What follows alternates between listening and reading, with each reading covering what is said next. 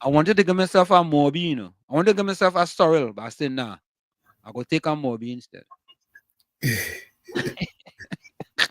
Okay. Yes. So, I That decided to take a Moby.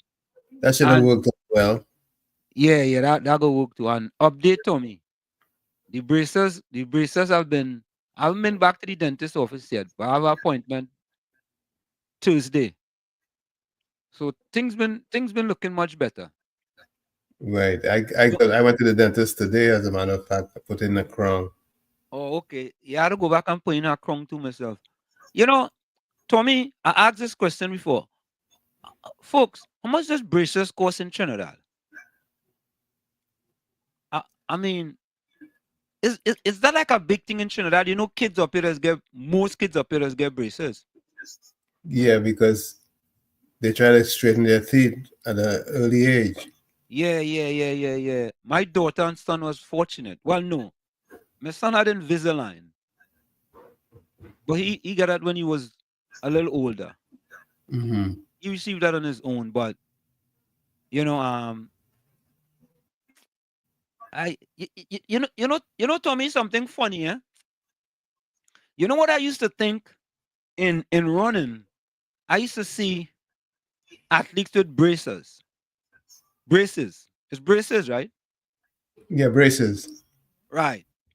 And I used to think that the reason why they're wearing braces is because they're taking growth hormones and it making the teeth and them twist and protrude and all kind of thing. So they're trying to straighten it.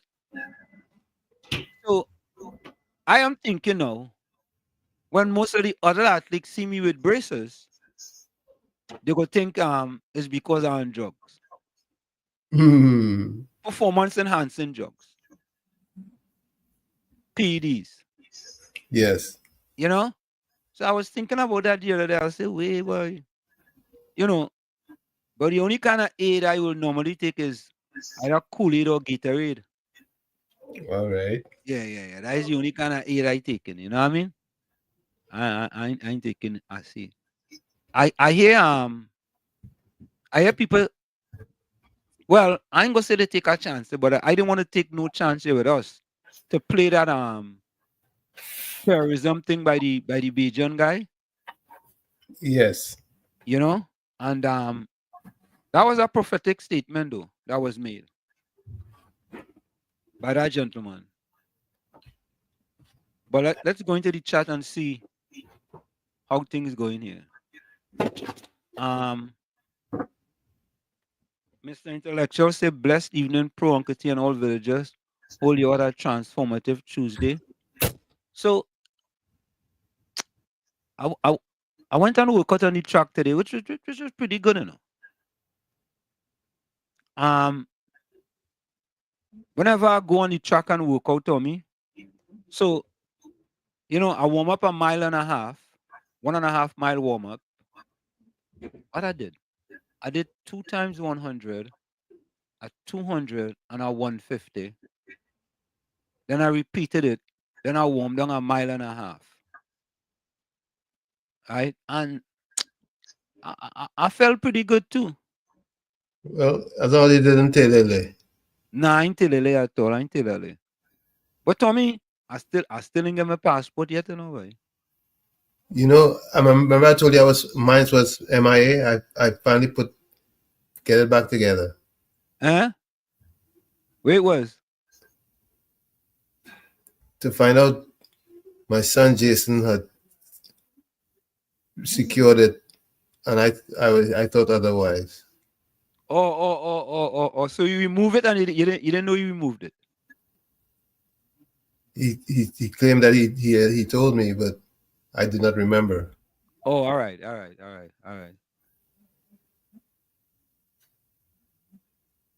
Hope. That's all we have at this time. Well, we had a hope, boy. Volsang, good evening. Good evening, Walls, Uncle Tom, and all truth seekers on the chat. Yeah, that is what it is, you know. Volsang is truth seekers, you know. All right, here we go. Here we go, Tommy. Yep. Yep. Yeah, Bijram, welcome. Busy, welcome. Yeah, good night to all listeners. Good night. Very live, no haters. No haters. Yeah, no haters. Right. Mm. Yeah, I have a question to ask you, right? You have an answer for you. Somebody posed a question to me today, and I want to ask you. You might have a little more, you might have an answer to it, right? Okay. But listen carefully, you and Tommy, right? Yeah. A woman beat her mother-in-law because she was drunk. Okay. Who was drunk? A woman beat her mother because she was She was drunk. well, it could be the person who beat she was drunk. How you could say that? Well, because you ain't really say who was drunk. You say she was drunk. Could be the person who beat she was drunk. You can't answer that. Huh? Technical. It's very technical. Yeah. A woman beat her mother-in-law because she was drunk. But you didn't say who was drunk. You said Anyone she. of them could be drunk there. Listen, anyone could be drunk there. Yeah. So the both of them could be drunk. No, it ain't bound to be, but the way how it sounded. Any one of them could be drunk at the time, right? Anyone. They didn't say who. But somebody who drunk can't really fight that well if they're drunk. Yeah. Tommy says somebody who drunk can't fight that well. Yeah. If somebody could answer that, I would be happy. All right, cool. Just like the chicken and the egg. All right. Come first. Okay, cool. Right. Yeah. So Tommy, as he said that, there was nine fish in our tank, right? Yes. 3 drunk, Mm-hmm. 2 swim away. Right? How much was left in the tank? 3 drunk. Yeah, 2 swim away. Yeah. And 2 swim away. How much was left in the tank?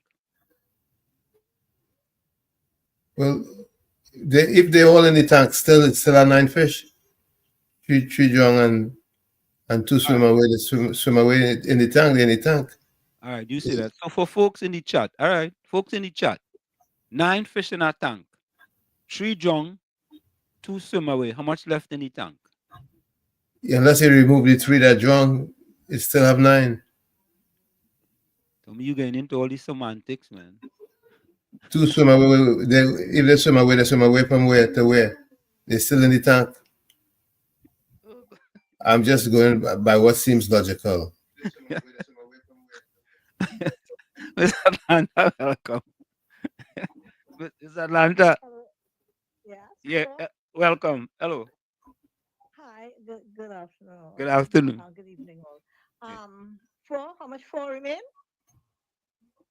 How much remain? How much remain? 4. 4 remain? Yeah. Okay. All right. We 3. Wait. You said 3. 3 drunk. Drowned, right? Yeah, 2 swim away. 3 and 2, 5. Yeah. Well, and the 2 swim away? Yeah. It must be. I will say 4. All right. Thanks. You go take some more on that. All right. Yeah. So folks, we put it in the chat. 9 fish in our tank, 3 drunk, 2 swim away. How much left? All right. Tommy say 9. Tommy say all left. Right? Yeah. So Tommy, let me get back to that. I'll go get back to Bijram. Mm-hmm. Blessed evening to Wall Street, Tommy, all in the village. Shanika, welcome. Hello, yeah. Gordon Joseph says, good evening to the villagers. I hope and pray that all is well. If not, the best problem solver is God. Take the opportunity to talk to and with him. All right. Yeah. Yeah, Mr. Florida. That's the riddle. Yeah, the riddle. Good evening, Mr. Hanson. Good evening, Mr. Tommy. You answering the riddle? Texas. Yeah. Yeah. I say good evening to all the Texas, all the callers, happy to everybody alive, truly, Mr. God. Mr. Yeah, man. Correct is 4. 4? Because if 3 die, minus 3 from 9 is 6, and if 2 swim away, it's 4. All right. Okay. Let me hear some more. All right. All right. Cool. All right. Yeah. So, Slimy, don't call and give no answer, please. You know. You know. Slimy don't call. Patty don't call. Big George don't call. Don't call. Only don't call, please. Don't call. Slimy don't call. Don't call, please. Slimy said the whole truth Wall Street laugh out loud. Tommy vex you just talk the truth, though. Oh yeah. Slimy don't call, eh? Whatever you do, don't call. Please, don't call. We don't want you to call. Jason, good night. Good night, Uncle Tommy on Wall Street. Just saw a job, welcome. All right. Mr. Intellectual say 9. So we have 9 by Tommy, 4 by Miss Atlanta, and 4 by Mr. Florida. Yeah. Just says Wall Street, there'll still be 9 fish because they did not take out any. Okay. All right. Kamini, welcome. Kamini said 9.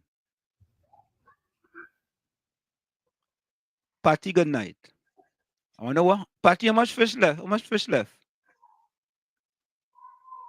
Patty, I know she want to answer that now. Mr. Tommy on Wall Street. Roger said the answer is 9. Okay. Caribbean Soul, welcome. just go to show all your fans don't listen or think. What question you miss? The question you miss, Caribbean Soul, is that 9 fish in a tank, 3 drunk, 2 swim away. How much is left in the tank? Right? Bijam say 9. Okay. Bijam say 9. Dean can say 9.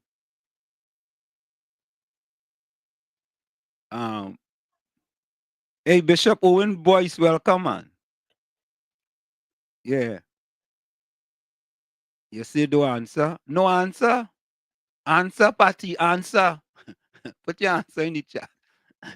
Yeah, man. Locked around listening. Here we go. Bishop Boyce, welcome. Well, welcome, Bishop Owen A. Boyce. Hey, welcome. You know, long I ain't see Owen. Yeah, Owen used to be in New Jersey, you know. Of course, I remember Owen Boyce. Oh, you remember? The incances swim away to where?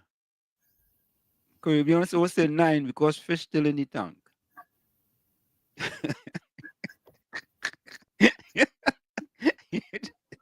Oh God. Yeah, I don't understand what you're saying. Tank. So I don't understand this attack. I thought you say a pond now. 9. Okay. So I changed my answer to 9. All right. Community, welcome. Good night to you. All right. So let me get back to you. I will give you the answer just now. Tommy, good day, Uncle Tommy on Wall Street. All listeners locked on. Share the live, no haters. Today menu bust up shut with serret crab and orange juice. Today words of wisdom. If you want to know the price of a house, build a toilet. What is that one, boy, Tommy, boy? If you want to know the price of a house, build a toilet. Yeah. What do you mean? I don't understand. I guess you notice Gordon Joseph an answer, right? Think about it. You want to know the price of a house, build a toilet. I don't understand. Explain that to me now.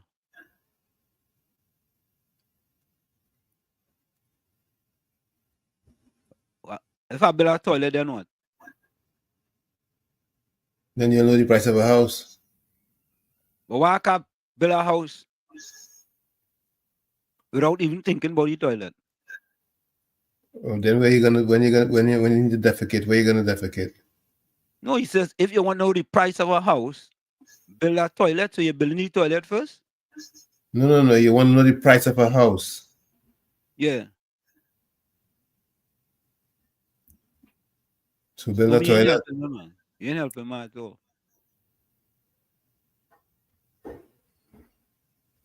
So what you supposed to do?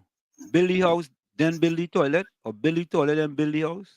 No. If you want to know the price of a house, build a toilet. But don't you know the price of the house before you even build the house? All right. Let me say you buy land, Tommy, and you're gonna build a house. You know the price of the house before you build a toilet? No, if you have a professional do everything like your plans and your pricing and your costing and everything, Yeah. then you would know what the projected price is of your house. But he's Yeah. saying if you want to know the price of a house, build a toilet. But I ain't understanding. You got to think about it. Before you build anything, you already know the price of the house. Nah, busy. You lost 2 stripes for that. You're going back down to reserve police. I think it's something for you to think about. You think so? Yeah. All right. Okay, all right. I ain't gonna get vexed. Jerome Moses, welcome. I ain't gonna get vexed. But what is that serret crab? A serret crab. Yeah, serret crab. No, I'm not so versed on crabs to tell you which one is a serret and which one is. Well, you're gonna know one is what is it? Crab I name now? I know. Sea mangrove crab versus blue crab. You know what I'm talking about. Yeah. I know blue crab. I know what's that blue crab. You know what's a mangrove crab? I know mangrove up in Chumakak. I gonna know what mangrove crab is. It's a mangrove down in the Beatam area. I never live on the Beatam. Yeah, but you at least you could have seen what crabs look like came from the man. No crab never come by we. You never see a hairy crab? Nah. You ever see crab that were flat? Yeah. I see the flat one. The flat one. Yeah, I see that. Yeah. So at least you right now you identified 2 different type of crab. Blue crab.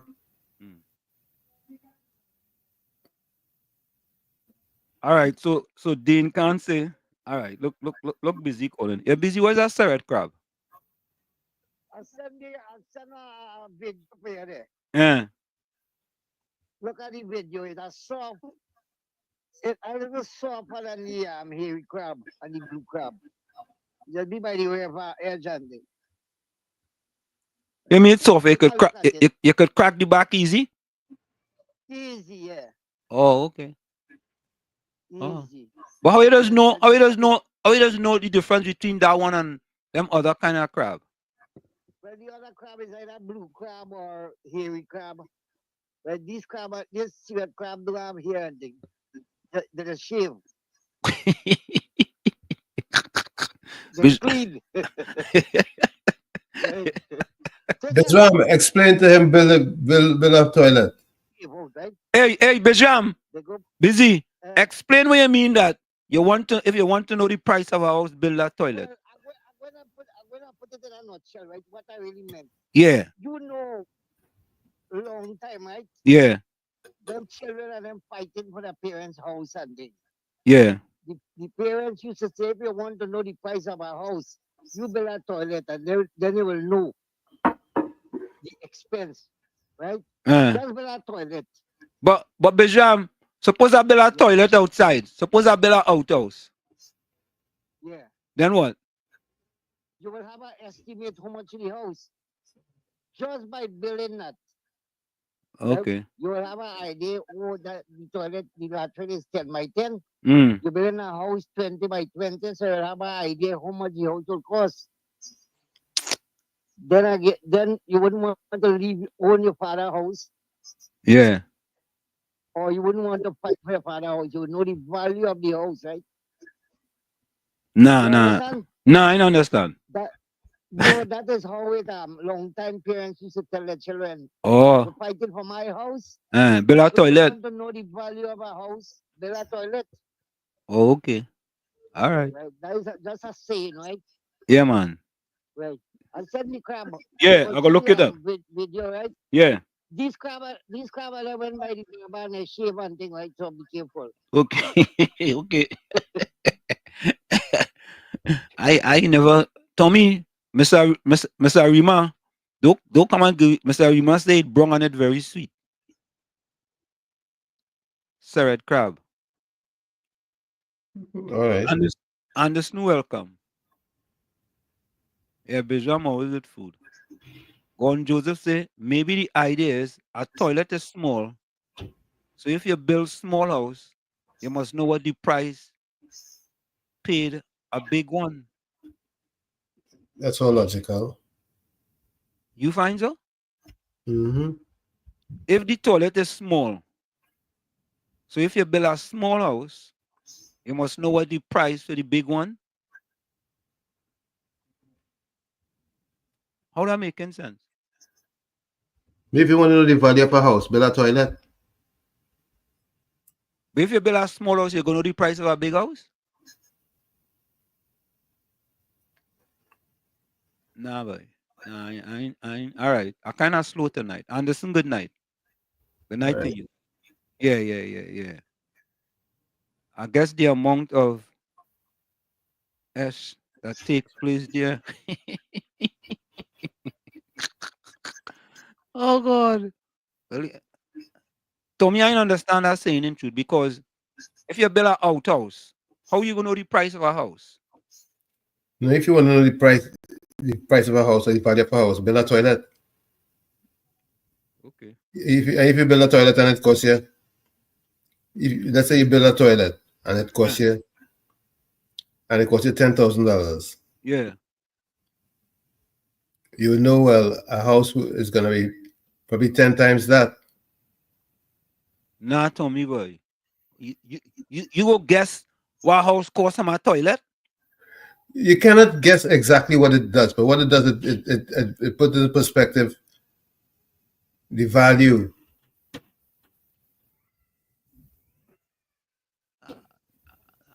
All right. I mean, I ain't get that one. But anyway, folks, Tommy, I ain't get that one. Huh? I kind of slow on that one, but yeah, Mr. Atlanta. Mr. Atlanta, welcome. Hello? Yes, you're on. No, I was just saying probably it is just a saying when he was trying to figure out the price of the toilet and the house. You don't have to take it literally. It's a slang then. It's a kind of, you not have to take it literally. But it didn't making sense, Mr. Atlanta. That is the problem. Right, it's not making sense, but a lot of things don't make sense. In other words, it don't have to make sense to end the story. So it go on. So for we things just don't make sense. You're busy. Yeah. You make Gordon look like a professor. Gordon have the answer. He have it? Yeah, Gordon had the answer. And Uncle Tommy had the answer too. Oh, so it's just me being very slow. Right. It's the maths you have to calculate the math. If you do algebra in school, you will know. You will understand what I mean. Okay. Gordon is a professor today, boy. You make Gordon look like a professor. Oh God, he do good today, boy. He do good. Yeah, man. Bless. Yeah, right. Yeah. The man, big up Gordon, yes, boy. Anyway, folks, if there is 9 fish in a tank, 3 drunk, right? Hold on. Yeah, Mr. Florida. Yeah, yeah, my grandfather used to use that term, but here what you explain to me about that term, right? If you want to know the value of the house, look at the toilet, because you know who to sit on the toilet? king, like the throne. Oh, all right. So that is what you mean. So if you have a real top of the line toilet, that means you have a real top of All the right. house. That So making sense. Yeah. So the king does sit on the throne now. Who's the boss is going to toilet? Yeah. The throne. All right. Yeah, man. So call this then. You see that one, Tommy? I understand that one. Because you know when you're going somebody else and you're going to the toilet, right? If they have an outstanding bathroom, you know what it is. KFC, welcome. KFC. Hi, good night, man. What's up, man? What's happening, man? Man, all the way down by the house, man. You know, tonight you're PNM Fest, man. Tonight is PNM Fest? Yeah, man. Remember, I leave from phone and come and pay my dues, man. So I come back home to party with the guys. Okay, you're going there tonight then? Yeah, right. Yeah, bro. I sit down and drink scotch and eat lobster and all kind of thing, man. All right. You're going to eat some syrup crab too? Nah, that crab. Crab with crab. But isn't crab scavenger too? Yeah, that plenty. Them shoot crab and them whatever we were talking about outside them. But Yeah. Mr. Wash it. Uh, Yeah, that's good. Yeah, them them outside. Remember some outside them going in Lavante there? yeah. Must have been your house in the middle, no? Yeah, there's a yeah, them the last 10 years they provided. They demolish all them natural man built out house and more better than the house they living in. You think it I easy? see them build some house and thing all long by me long see that long there. When I live in board house and all kind of thing and they build house concrete and all them kind of thing. So them houses they gotta pay tax. You think it easy? But Mr. Watch it. Remember the young lady from up on your side? Yeah. With the football, and she play for Trinidad and Tobago, and she score a goal. No, I didn't see that. You know, I have a backpack for that young lady with all kind of shoes and all kind of thing in it, you know. Yes, I watch her. She playing football there. She yeah, she a good player. I got all things that she mom's not saying that for me. She mom's that call. Yeah, I'll call she. I'll get she a call. But she going, yeah, they get this class because she ordered the food. She correct. Yeah. This guy. And coming up, I'll go see a press conference with a young lady from Tobago. I learned the cat out of the bag from Tobago, going on a track and field scholarship. Young lady from Tobago, going on a track and field scholarship. But Walls, remember we had little Zaydan on the show before? I saw he won the junior. Yeah. All right, man. Thanks a lot. We keep a big party here, man. We there to live, enjoying life out there, man. All right, man.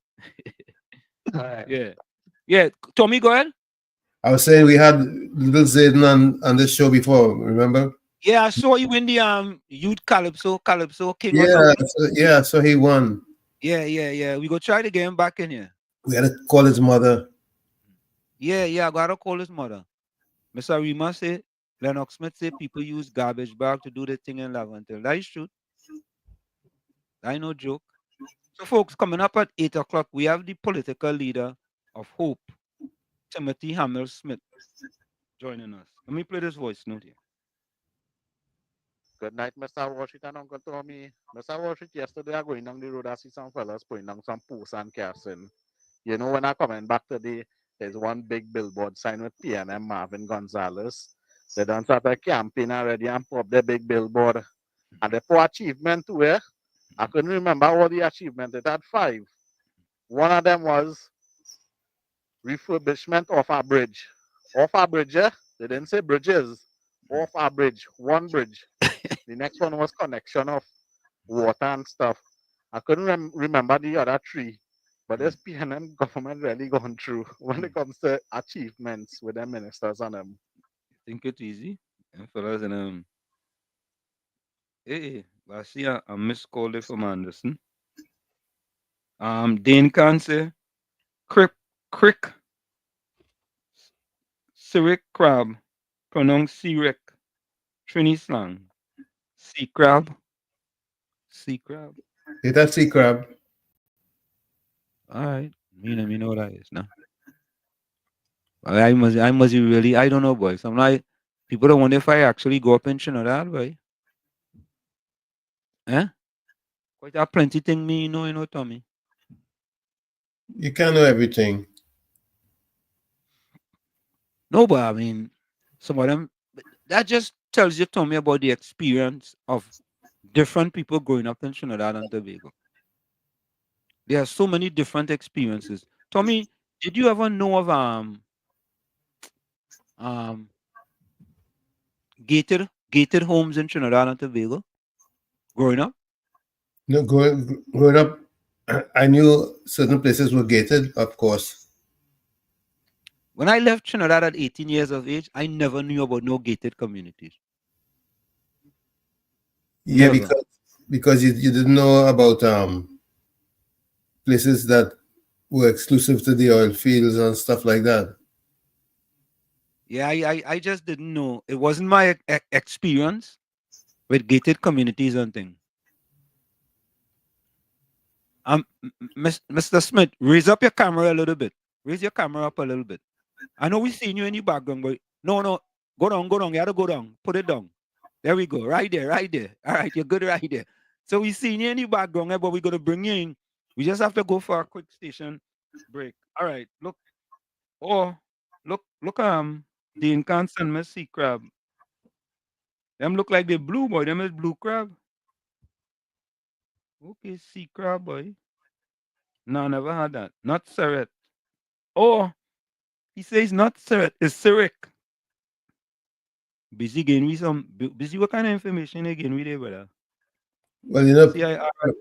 people spell as they pronounce, and sometimes a lot of pronunciations are incorrect. Oh, that is what it is then. That is what it is. Yeah. No, I never see them. But them look blue though, Tommy. Them look kind of blue, boy. You know what? Let's take the break so he could bring in just showed us at Wall Street, one of the Caribbean leader Insulted Rowley about something. He said about terrorists. I wish he could get that video. Okay. Well, we have that. Yeah. The man said, I don't know what kind of country bookie Benjamin is. Hey, leave busy alone. Eh? Folks, we're going to take that break. And when we come back, we're going to have the political leader of Hope with us, Mr. Timothy Hamel-Smith. So stick and stay. It's In the Village with Uncle Tommy, Professor Wall Street, and you on WZY 95.9 FM. Let's go for that break. We'll be right back. You're listening to WZYE 95.9 FM. You are listening to WZYE 95.9 FM, the most influential name in Caribbean radio in the tri-state area. Broadcasting from East Orange, New Jersey, the most influential name in Caribbean radio, WZYE 95.9 FM. We are back with you. It's In the Village with Uncle Tommy, Professor Wall Street, and you on WZYE 95.9 FM. We come to you every Monday, Tuesday, and Thursday from 7 to 10 p.m. That's Monday, Tuesday, and Thursday from 7 to 10 p.m. Don't forget, folks, when you get in Shady Live, WZYE 95.9 FM on Facebook, subscribe, WZYE TV on YouTube. And we like to thank many of you folks for taking us over the 10,000 subscribers, Tommy. We are over 10,000 subscribers. We like to thank so many of you who subscribe. We're going to be bringing you all type of information. And the phone numbers here are 973-868-1444. That's 973-868-1444. Also 973-609-6509. 973-609-6509. And as Wall Street said, share the live. Tell your friends. Call a friend and tell a friend. Tell him Mr. Hamel-Smith is on with us. Let him come in and hear what he has to say, because I'm sure he has valuable information that we don't want any of you to miss. Before we get that, What Patty said? All you could ease off the duck, It shows you guys have nothing of substance. I wonder which duck she talking about. I wonder if it's Prime Minister Rowley. I mean, isn't he the Prime Minister of Trinidad and Tobago? Eh? I don't know. I don't know. Maybe he's no longer the prime minister. Yeah, maybe we should be talking about Mr. Timothy Hamel-Smith. Maybe that's what we should be talking about. He's the Prime Minister of Trinidad and Tobago. he just come back from where it was in Barbados. Is in Barbados they were? Where they were? Yeah, Barbados. Yeah, he just come back from Barbados. Anyway, let's bring in our guest, Patty, I don't know, I don't know, sorry. But Patty, tell me who you want us to talk about and we go talk about them. Let's bring in our guest. Mr. Timothy Hamel-Smith, welcome to In the Village with Uncle Tommy and Professor Wall Street. How are you doing, sir? Very good, thank you. Thanks for the warm welcome and welcome to all your viewers and listeners around the globe. Thank you. It's a pleasure to have you. How are you doing, Mr. I'm doing pretty good, thanks. I think we... Welcome to the village, Mr. Hamel-Smith. Thank you. Normally for Carnival, what do you do for Carnival? Well, normally I will be on the street, but this year I stepped back, so I'm just looking on. Went to a few fetes, and there's a lot going on. I mean, in every quarter of the country, you have traffic jams for so. You play mass, or you used to play mass? Yeah, certainly. I used to play mass going way back to the 70s. Okay. What was your band? What band you played with? Hearts band, usually. A couple times I played Tribe. But usually I was a Hearts follower. All right. Good. So, Mr. Smith,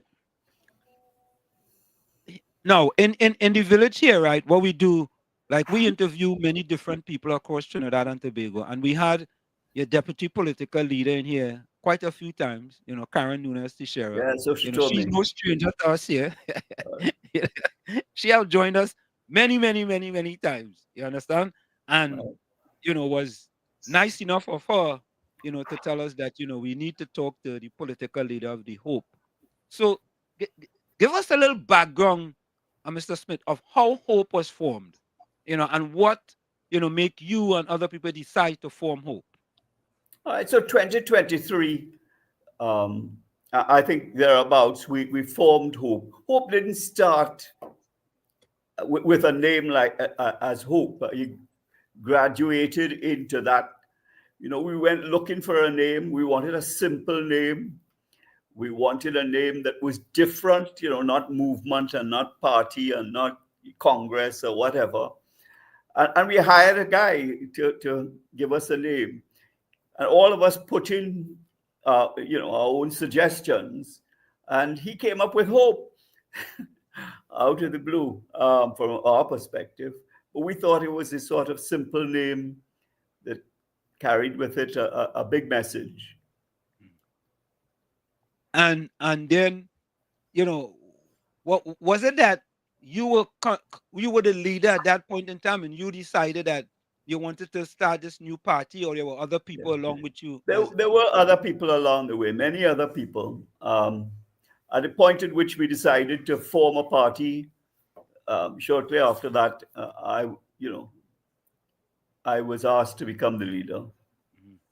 It was thrust upon me. And I'm here still. So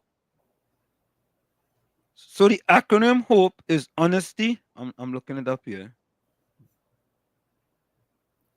Opportunity. Yes. Performance. Right. And implementation. Sorry. It's E. It's opportunity. Hope, opportunity, performance, and empowerment. Empowerment of the people. Yes. Yeah.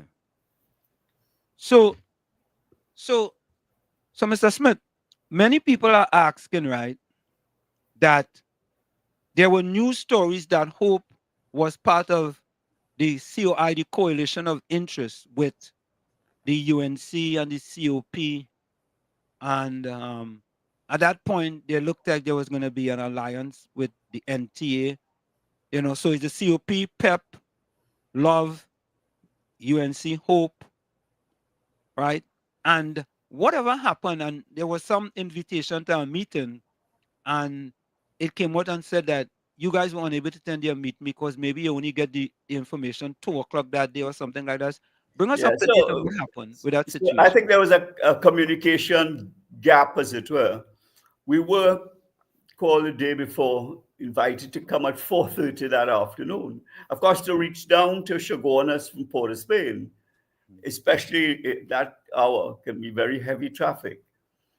And so we learned that day through a media release that the meeting was brought forward to 3. I in fact, was in a meeting myself all day, all morning, right up to 2 o'clock. I think I got there about 2:30, back to my office, to find this thing unknown to me that it had been brought forward. It's just no way we could have made a 3 o'clock meeting. And so we did write back to them indicating, look, we didn't, we understood it was 4:30. We were planning to be there for 4:30. But we would be happy to meet early in the new year if the UNC wanted to meet with Hope. Did that ever take place? Pardon? Has that happened? Oh, no. So they haven't. In fact, we have a meeting coming up on the 17th of March, not on the 12th of March, which is just after Carnival, at Mount Lambert. A meeting of what we call the People's Alliance. So right now you have NTA, Hope, CRN, and then we said our invitation adds, and other patriots. Patriots run a long gamut, but there are people expressing interest in attending. And by the time the meeting comes around, you'll know more about it as we start to roll out our marketing. Did the Hope ever have a memorandum of understanding with the UNC? No, not with the UNC. We had a memorandum of understanding with the COP, but we never had anything with the UNC, no. And what happened to that memorandum of understanding? Well, we thought it was in place until Mr. Prakash Ramadar they became the leader of the COP, and he was not interested in having any kind of arrangement, understanding with Hope. So you can't force these things on people. And we remain, we've been meeting for over 6 months, 9 months maybe, with NTA, with other parties, and a lot of people are interested. A lot of people want change, but they're not seeing the elements of change coming from the existing parties. And so, they've come to us and say, can you fill this gap? Can you be different? Can you put forward a policy, a program, a strategy to move Trinidad and Tobago from the doldrums in which it's found itself? And that's going to be a tough journey. It's not going to be simple. The next 5 years are going to be super difficult. Right now, that foreign exchange is difficult to get.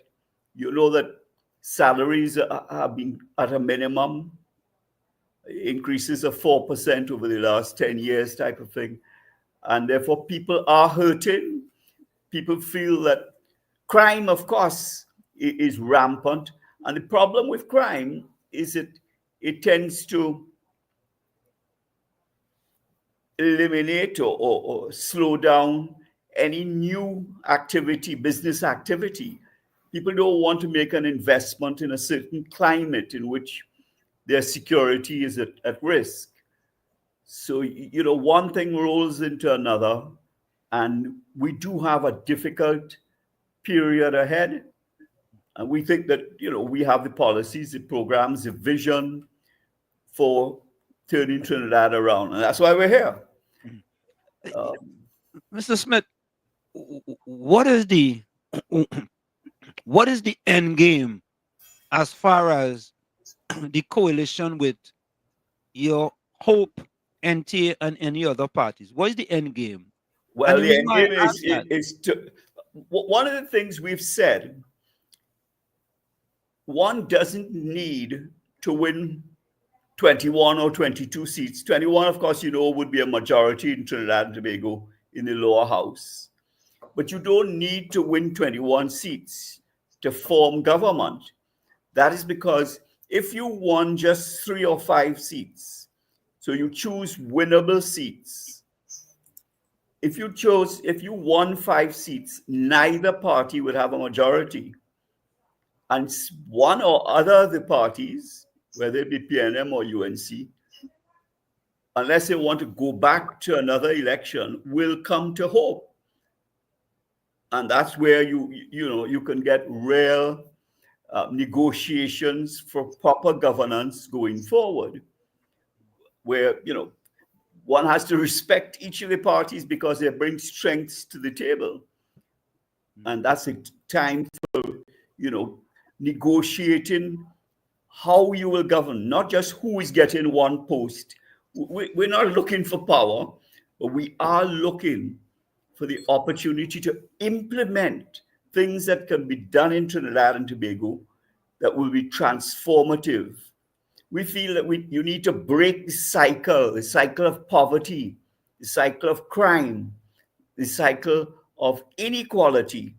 And unless you do that, unless you can break that cycle, we continue to, descend into both the arena, but into the cliff, over the cliff, and it's hard to come back from that. And we seem to be descending into that arena fast. We need to put on the brakes, and we need somebody to direct leadership, to point the way forward, to let the citizenry know, yes, this is a hard time. There will be difficulties, but there is light at the end of the tunnel.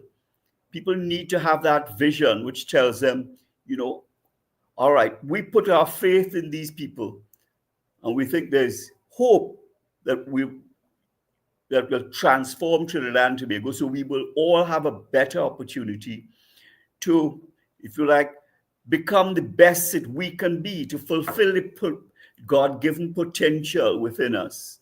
And that ultimately is the aim for a happier, better Trinidad and Tobago. So Mr. Smith, the end game, when I look at it, right, in the climate in Trinidad and Tobago, now we don't live in Trinidad and Tobago, we are out here. It appears to me, well, what I'm looking at is the end game is to get rid of the PNM. Correct? Well, not necessarily. From our perspective, as I mentioned, if you win 5 seats, it is likely that both parties, now the PNM may say, hey, we win alone and we lose alone. That's something Mr. Manhan used to say. Whether they would say it in this climate again, I don't know. I don't know the answer to it. But one or the other parties will have to come to Hope to work out an agreement. And that's a proper type of agreement. Unfortunately, I was part of the COP when they formed the PP government. And it's unfortunate that the balance of power was tilted heavily to the UNC. And therefore, the COP had very little say in the programs, the policies, what needs to be done to transform Trinidad and Tobago. But Mr. Smith, all right, if the coalition of interests with yourself and NT and other parties wins 2 seats, right, and it's a deal where it's between the UNC and the PNM, right, with those 2 seats to get in the power, you're not kind of hedging your bets to say that there's a possibility that you guys will align with the PNM. You're not saying that, right? We have said, both 2 of our executives come from the bowels of the PNM. Mr. Louis Lee Singh came from the bowels. Louis was there since he's 16 or 17 in the PNM. He was there in Eric Williams' time. And you have Karen Teixeira, who was there apart. So we have linkages, but we also have linkages to the UNC. And more recently, I mean, I served as Senate President in the PP government. And so, yes, we have linkages. Really, the answer to it lies in who really wants to agree to models of good governance. One of the things is fiscal discipline. Mr. Smith, let's be honest though. Sure. Many people in Trinidad are fed up with the RPNM under Prime Minister Rowley. Okay?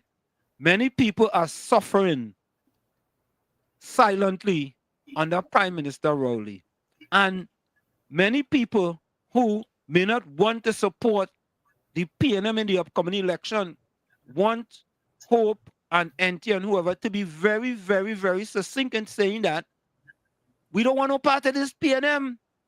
If we get 2 seats, we're not gonna give our 2 seats to the PNM, because the same people who are people suffering who will be back in government again. I hear you. One of the things I can tell you, I mean, when the PNM have decided, as they said, to remove Dr. Rowley, to remove Mr. Hines, and if they could, they would have moved Mr. Imbert. All of a sudden, the PNM looks like a better party. On the other hand, I don't know what their policies are. Frankly, I have not seen policies coming from either of the parties. And that's what we're about. We at Hope are not about just getting a position, getting power. We want to know when we do get power, what will we do?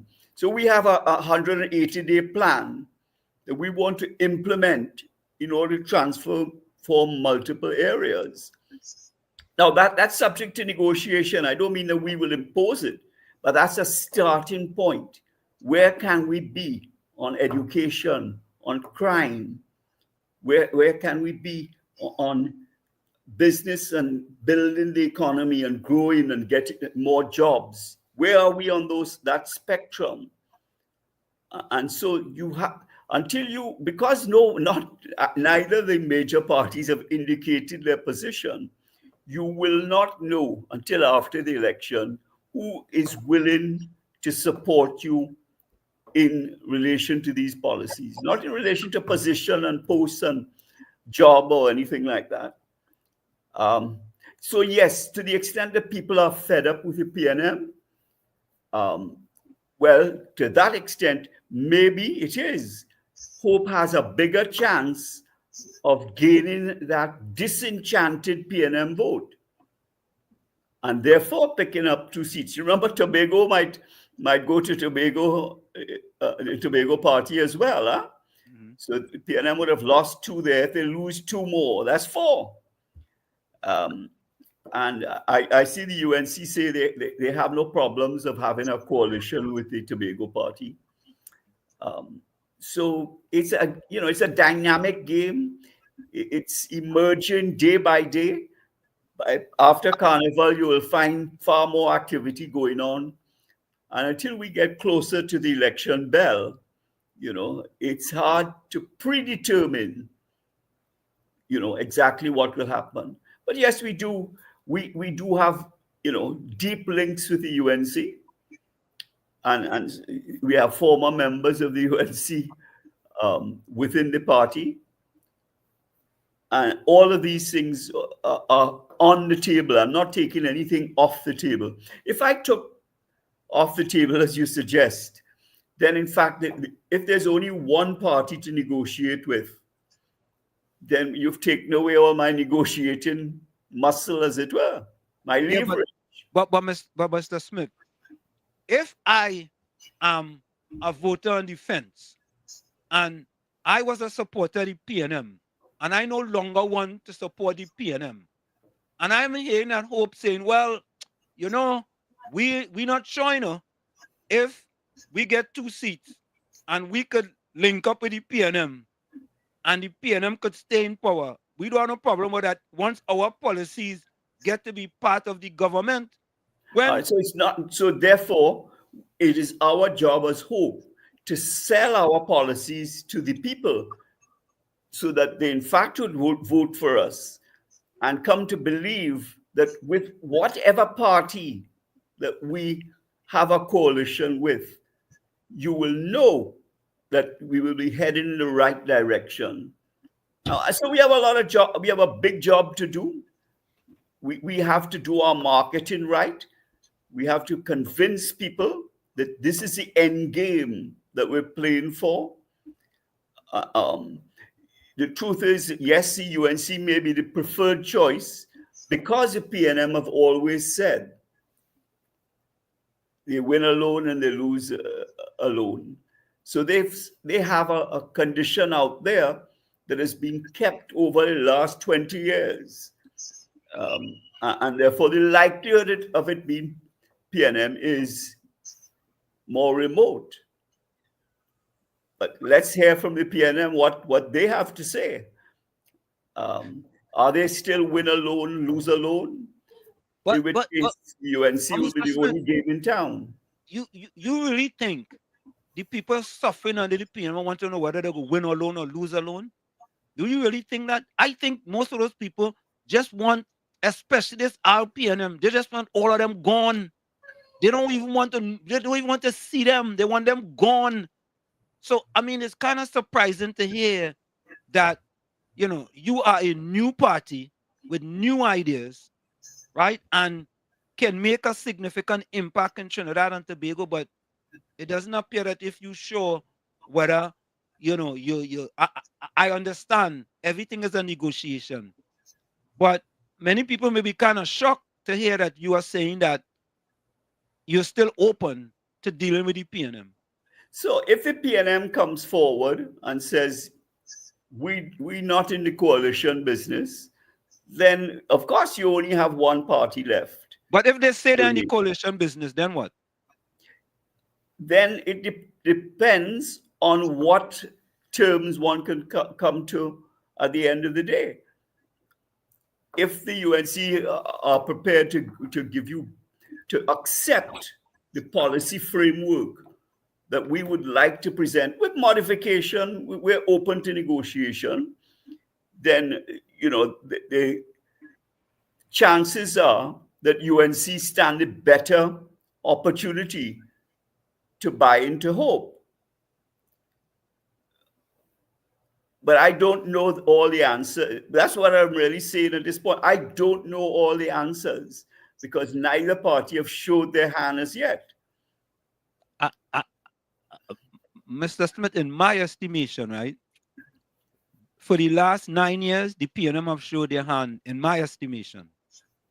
When you have, for example, there's statistics I can quote with respect to the PNM, unemployment, right? Kids going below 50% in the SCA. The first, second, and third highest murders in the history of Trinidad and Tobago. Trinidad dropped on the Corruption Perception Index. Under Prime Minister Rowley, Trinidad ranked the highest ever in the Corruption Perception Index, 101. When 2015, when the People's Partnership left government, Trinidad was ranked 72nd. And in 2016, under Prime Minister Rowley, they were the highest in 20 years, 101. Right? So, I mean, I am just wondering. Yeah, so you're right. The PNM have performed abominably and don't deserve to win an election. At the end of the day, it depends how the people vote. And that's not something easy to predict. But from what you're saying is PNM are sure to lose this election. And you may be right. That's not what I'm saying. What I'm saying is if people don't vote for them, how are they going to win? Yeah, no, but what I'm saying is this. What I'm saying is that Hope is a fresh face in the election. A fresh face. I think what people want to hear from Hope, and I can't put words in Hope's mouth, is that they don't want no part. Well, I shouldn't say that. Let me don't say that. Let me don't say that. But I think what the people want to hear, Mr. Smith, is that over the last 9 years, under the PNM, too much people suffer, too much crime, the highest amount of crime in the history of Trinidad and Tobago. If there was a crime Olympics, Prime Minister Rowley and the PNM will get a gold, silver, and bronze medal, right? And there is so much going on. Even today, the CCC or CCJ, right? They are former committee because of all the corruption that have inside there. We had 4 companies coming to Trinidad involved in corruption. Oando PLC, who might be the preferred bidder for the refinery. We had Hafed out of India. We had Jindal, and then we had Petrojam. I mean, all of these things, many people in Trinidad wants to see the back of this current RPNM. And you ain't sounding like if your party wants to see the back of them because you are the political leader. Well, I wouldn't say we want to see good government and governance. That's what our aim is. And if at the end of the day we feel, look, that the PNM will never want to align with our policies, then we wouldn't even talk to them. We don't know that as yet. A number of let me give you an example. One of the things that we feel are vital for a country to succeed is to have independent institutions. But it would appear that the PNM are allergic to independent institutions, whether it's the civil service, the central bank, whether it's the commissions, whether it's the police. They don't want independent voices, and therefore, unless they're willing to change that, we would not be talking to the PNM. That for us is absolutely essential, and that's essential whether we go to the UNC or we go to the PNM. Now, the likelihood is that PNM will not. The whole idea of independent institutions are anathema to the PNM based on their track record. But and that's the point, Mr. Smith. Under this Prime Minister Rowley government, the many institutions in Trinidad are no longer indendependent. Why would you want to align? And I would agree with that. I mean, but why would you want the to Auditor align? General is, they try to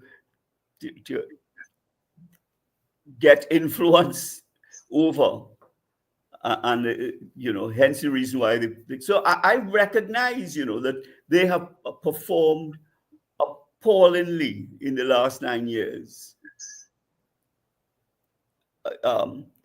Whether the UNC will be better, to my view, the next government will be better by having hope policies at the very heart of what they're going to do. That is the end game for me. Of course, yes, if you want to, it's not just a policy. You have to have people to implement the policy, and therefore they have to have positions which would allow them to do that in whatever government is formed.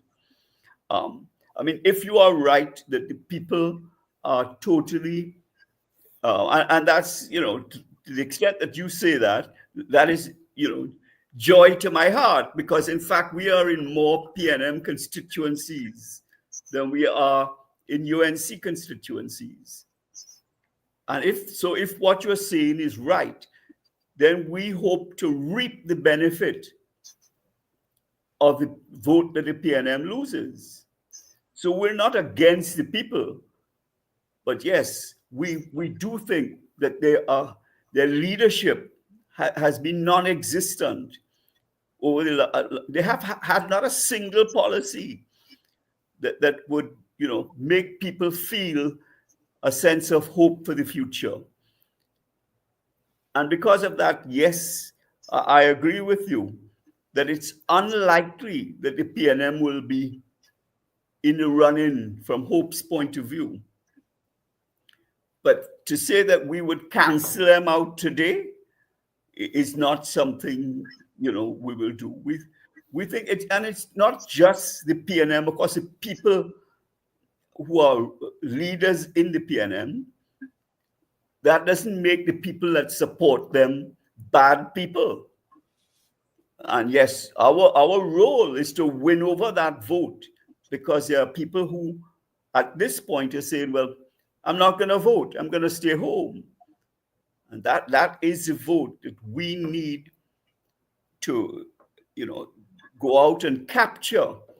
We need to make sure that we get them and have them fully, believing in the vision that we have for Trinidad and Tobago. Because Trinidad and Tobago has a lot of potential. It just hasn't had the leadership to allow it to let that potential emerge and flourish. And that's our role, if you like, in the politics. It's our only role, as it were, to let Trinidad and Tobago flourish, which means that the people will flourish. But it takes time. I'm not saying there's a magic bullet. There's some switch we could just turn on and make things different. It's going to be a hard journey. How do you intend to make that trip and make it one that is successful for Hope? Yeah. And so in the coming months, my own feeling is we're looking at a September type of period for an election. We have to market ourselves so that people buy into our vision. They come to believe in our policies, that we truly are able and capable of implementing these, and that these policies ultimately will be transformative for Trinidad and Tobago. And frankly, the transformation will not be completed in a 5-year window. It takes, we've reached such a low point. There's so much work to be done that it takes at least 10 years to make that journey. At the end of, towards the end of 5 years, you should see, new growth, as it were, emerging, but you wouldn't yet have accomplished everything you want. You need another 5 years following those plans. And that's part of our problem. We've jumped from, some have no plans, and we've jumped from one plan to another, and therefore the country is not unified. And no country, unless it is unified, and what you want is a critical mass of people following a single vision. That ultimately is what you have to achieve. And, if you use an example such as Jamaica, that is what happened in Jamaica. They hit rock bottom. And it's at that point people got together and said, hey, we need to do something different. Whether it's the opposition, whether it was the government, they all recognized that we cannot continue in the way we have been going, or else we'll be in a position of total disaster. And so Jamaica has grown a lot. The debt to GDP has come within, 73%, which is, you can do better, but that's great for them, moving from where they were at one point. Now, when it comes to future planning, you need to focus on youth, because everybody is getting older every day, and time would make the current leaders age to a point where they would probably be looking at retirement sooner than later. What's the vision and the plan for the future when it comes to recruiting young, new talent? Yeah, so we have to attract young talent. I mean, the truth is, young, you could define that from 18 to 40 or 45, or that age group. Are they taking place? Do they feel they have a part to play in the politics? That's certainly, surprisingly, if they understood the power that they have, in their vote, is what I mean. They could tomorrow morning start, if they exercise their vote wisely, start the transformation of Trinidad and Tobago. That is a big group. And every year, of course, more and more young people are leaving school and coming into the marketplace, more voters, and they have power.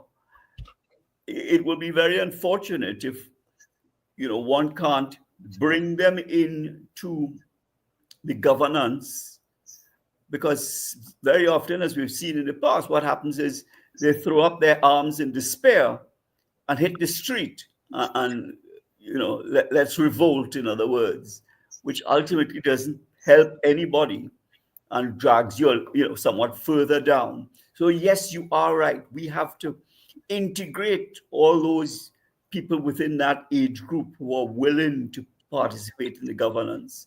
So what you're probably very right to say, the governance certainly over the last 10 years must have turned off all those young people from ever wanting to be part of that. And therefore, who you put as your leader becomes vital to whether those young people are desirous of being part of the governance. What they're seeing right now, I'm sure 90% of them say, I don't want to have any part of that. And that's, that's something we have to transform. And you transform that through good leadership. Where you create opportunities for the young people. One of the things, there's a saying that culture eats strategy for breakfast. It's unfortunate. Dr. Williams laid down the kind of culture he perceived would allow us to become prosperous and successful, which was, at the core of it, he laid down discipline, tolerance, and production. But, are those things really ingrained in our students from the primary level? Or do we just throw them there, and what values they adopt or don't adopt, we have no, influence on that at all. And that's why the education system needs to have as a vital component character education. You see, in today's world, we cannot even perceive what kind of jobs there will be in 15 years from now, because the AI is like a revolution that the world has never seen before. And yet we're not preparing these young people for that. Or you're preparing them just as that Calypsonian had said, which is Kitchener said, A for apple, B for bat. If all you're doing is trying to put them into academia, that's not what it is about. In fact, they're different. You have different intelligences. Some people are good at academia, but what 10% maybe? And you put 100% of your students through this 10% thing, aren't they going to fall out of the system? But that's not what all of it should be. Some are good technically. Some want to have a vocation to be a particular, be a particular in a particular field. Are we trying to help them do that? I remember when Mr. Robinson died, he was laying in state in the Parliament in my time, and his daughter Anne came to see me, and she told me she's a teacher. She was a teacher in one of the disadvantaged areas in Trinidad. And one of the experiences has always remained with me. She said, at some point, they decided to bring in somebody who could teach coding and teach software, technology stuff. And she said, you'll be surprised to learn it is the students who really had become dropouts. They may have been physically there, but they really had dropped out mentally out of it. But they were the ones that actually achieved the most when they had that sort of education brought into the realm, intuitively, they understood this. And yet we treat these people like garbage as if they don't exist, because all we want them to do is to conform to academia. So it is absolutely vital. We cannot continue an education system the way we have it without bringing in technology, vocation into as a part of the essence of what they're doing, what they learn at school. You would all of a sudden, I believe, if these young students were given the opportunity, they would not just be putting in the minimum amount of work, they would become excited to create something with their hands, to do something that was transformative, as opposed to just, learning, geography, history, physics, chemistry, whatever it is. There is more to education than just that. I'm not taking those things out of the equation. I'm just saying that they're not for 100% of your people. They're probably only for 10. So we educate for 10% of our public, of our student body, and let the other 90% just, go off to their own measures. And are we surprised? Dr. Rowley said it, he said it twice. When he was in the opposition as opposition leader, he said these schools were becoming factories for gangs. And just recently, you would have recalled, when I say recently, within the last year or so, he said that our schools have become a conveyor belt, just churning out students for gangs. But what has he done about it? It's one thing to see the problem. We all know the problems. Is to understand, first of all, what is the cause of this problem? If you don't understand the underlying cause of a problem, you can't fix it. And so you have to look at it and see what is the underlying causes, and then shape a solution to meet those causes and transform them.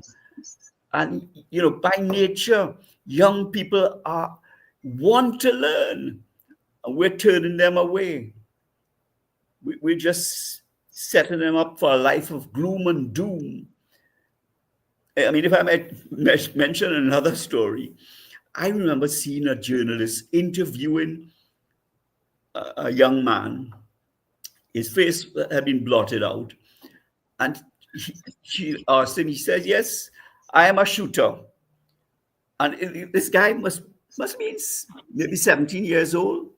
He said, "I shoot 12 people already. I killed 12 people."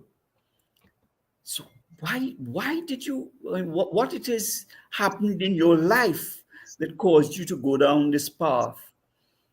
He said to her then, "Look, my parents, they gave me what I wanted. I didn't have a bad life growing up. I could get my sneakers and so on, I never went hungry, and I got, those elements that made me happy about having a new sneakers." But he said, "I watched my parents, both of whom worked in CPEP. And I said to myself, that life is not for me. I want something better." And his only avenue to doing something better was a gang, was the earnings that he could get from being a shooter. I mean, isn't that a tragedy? And he was saying, and we keep repeating this thing. CPEP may have a role to play, but it can't be a lifetime role. Even the young people know that. I don't want to be a CPEP, is what this young gangster, he probably not living anymore, because that was a number of years ago. You live fast and die young in that particular neighborhood. But are we learning from these incidents? Are we appreciating the underlying causes which have made Trinidad and Tobago rotten to the core? I mean, crime is just, it's as if you're living in a war zone. It's an abomination. So I'll get back to saying it is a culture that you have to change. And you have to have a desire for learning. not just learning, as I say, by rote something in a book, by learning, the functional things, the things that are transformative. The desire, for instance, if one of the ways of teaching I found really great is to tell a group of 5 or 6 youngsters, you put them in groups and say, look, you tell me, I'm not going to impose upon you. You tell me what it is you would like to do. So the 5 of them, just the fact that they have to interact with each other is a learning process. They have to socialize. And, if somebody's not pulling their weight, you have to make sure they get everybody on the same journey. And they might start off with something simple, saying, I want to be a DJ. Teacher say, all right, let's start this process. But in the process of becoming a DJ, you have to teach him something about electricals, but you have to read to understand about electricals. So because he becomes fascinated with achieving this end objective, he reads, he learns to read. And as you go along that journey, he comes to realize, being a DJ is not just simply spinning some records or there's no longer records in today's world, but getting the right songs. It is you need to learn about audiology, because the sound system is important. You have to learn about lighting. You have to learn about stage management. You have to learn about creating videos. And that takes you into another realm of video games and so on, which is $1 trillion industry. So here, with a simple embarking upon a journey of saying, I want to accomplish being a DJ, all of a sudden you've taken him to see a new realm of what is possible. And that's just a simple, example of how transformative our education system can be, and how the young people would buy into it, I think, with energy and enthusiasm. And you have to turn around, you have to present a proposal to the class, how you want to achieve where your target was.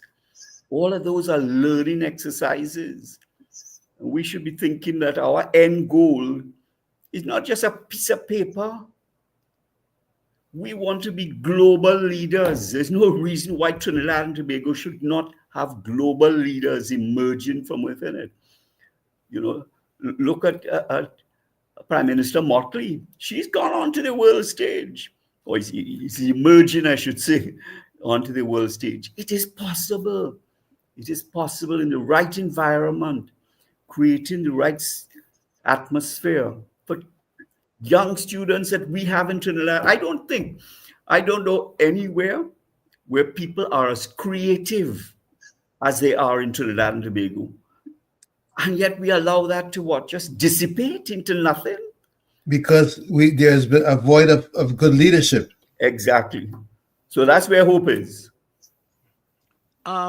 Mr. Smith, here is a question from someone in the chat. It says, question, Mr. Timothy, by your statement that you said the issue is not really to get rid of the PNM, means Hope willing to take whatever votes they got and go home and leave the country to face the issues? I thought that was a strange, it came to a strange conclusion. If in fact you got the votes and won, you want to be right here. This is where you decided to lay down your bucket and you want to help transform Trinidad and Tobago. Nobody that I know is happy. Everybody sees Trinidad and Tobago has a potential for growth to become, the best that it can be. And it takes leaders. We like to think that, like the people in Hope, who will be able to transform Trinidad, but you can't do it from outside. Is that what the questionnaire is asking? You have to be here. You have to implement. You have to have the leadership. You have to be in front of the people and let them know, yes, these are hard times, but I also have to show you the vision and the steps to which we aspire to become better than we are.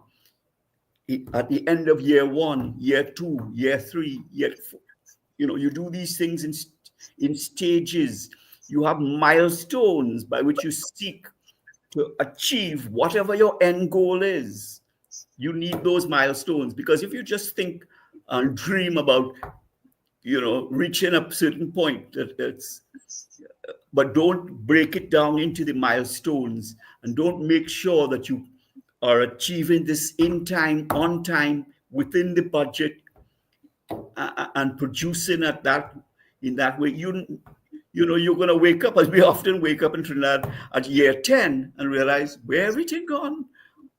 We had nice ideas, and the piano must be saying this, but nothing transformed, nothing that was in a nice glossy manifesto.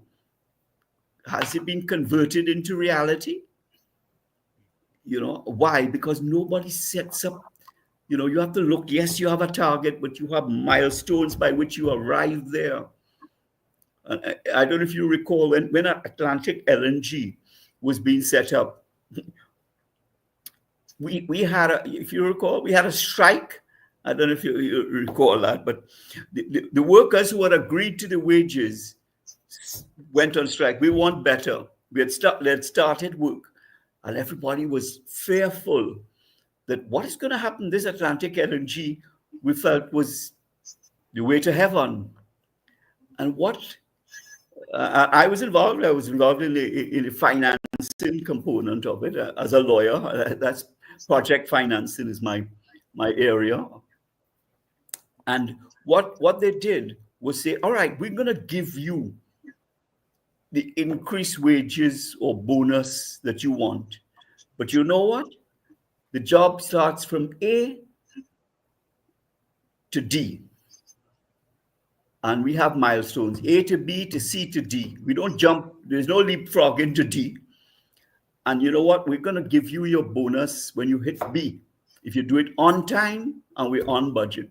When you reach C, you'll get, and people were shown and knew that they were on target, and that the safety record was magnificent on the Atlantic LNG job. Magnificent.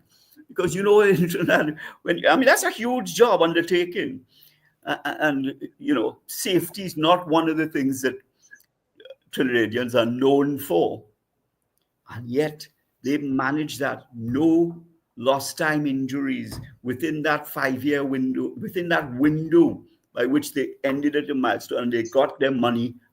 And the thing about it is, Atlantic LNG, ultimately, the operators, the owners were on time and on budget, because somebody in leadership understood how to break this down into milestones and how you could influence people into being productive. Everybody says Trinidadians are lazy, but that is not so. We don't have good leadership. And we did the same thing if you recall, the Tringen plant complex. I was working for Yara at the time. We bought from Greece, and we came to that complex. One of the things we had suffered from was an abominable safety record. And they said they were the biggest in the world in export of ammonia. And of course, Trinidad had the biggest ammonia exports themselves, but these people were the biggest in the world. All the ammonia that they had from different areas. And they said, so many people told them, hey, it's Trinis, we like it so, we're not, safety don't mean anything to us. And they said, we don't believe that. They sent down 3 people here. And one of the things they said, you see your supervisors, I want you out in the field, in the yard. I want you watching on and see who is not managing the safety properly. And I want not just a report when people get injured. I want near misses to be reported. And employees looked on and said, what, are you trying to catch me or what? But what they were trying to instill is a new culture. Do you know, in 5 years, it took us 5 years to reach down to what we call 0 lost time injuries. So we came down from, I can't remember what it was. It was abominable and unacceptable. And we brought it down to 0 LTIs. And the workers, you could experience, they felt proud about themselves, about their accomplishments. And then we did the same thing that I talked about pay for performance. The truth is, people are willing to put in their best performance if they're being remunerated for it. And so we introduced pay for performance, and you knew the employees stood up outside. We put up all these charts to show them how we were doing throughout the year. And we turned around Tringen into, a first in the world. I don't mean first class just Trinidad, first in global terms. We changed it around, but we did more than that, because we realized that if safety is an issue on any plant within the Point Research Estate, then everybody else was at risk, because it's not just one person burned down. It would explode right across it. So we went across to all the CEOs and we said, together, collectively, we have to do better. And that's why, if you look at it, we say they're in the energy sector and the non-energy sector, there are two different cultures. People in the energy sector, you now have to go into Point Research, whether you're a subcontractor. You have to, it's called a safety passport to produce, to show your record, to show where you've learned safety measures and inculcated them, so that Trinidad and Tobago can do it. That's the message that the energy industry, which is dying, has for us. We better take that message now before it's too late, until the whole country becomes, one big CPEP. Because within that Point Research Estate, in the other energy sectors, we have top-class, world-class performance. We have safety records that are unequaled. We have people who are productive. And unless you can get that throughout the entire industry within Trinidad and Tobago, whatever it is you're doing, you cannot emerge as a developed nation. So I'm saying it starts with culture, and it starts right down at the school. Why I say that the education system must have character education embodied in it. So you learn now for jobs that don't yet exist, because your character is what is going to determine how well you do. Do you have grit? Do you have resilience? Are you an honest person, a person of integrity? Do you have a strong mind to achieve your end goal at the end of the day? That's what you need. And that's what Hope will like to start with. Are these things part of the Hope manifesto? But let me ask this quickly. Someone wants to know, how many votes and seats how many seats do Hope expect to win? Well, the coalition of interest. The coalition of interest. Well, I can talk for Hope. All right. So we had earmarked ourselves as originally. In fact, these things are dynamic and they keep growing. We had said to ourselves, if we could win 5 seats, if we could go in 5 seats, and even if we only win 3 seats in those 5, we could form part of the next government. Have you guys decided which 5 seats? Have you decided which 5 and seats? That will, I mentioned to you, we have a meeting on the 12th of March in Mount Lambert. Mm-hmm. And emerging from that, that's exactly what we will be doing. Announcing the candidates, announcing constituencies. And we feel that that is a launch-off point for Hope and for the Alliance as a whole.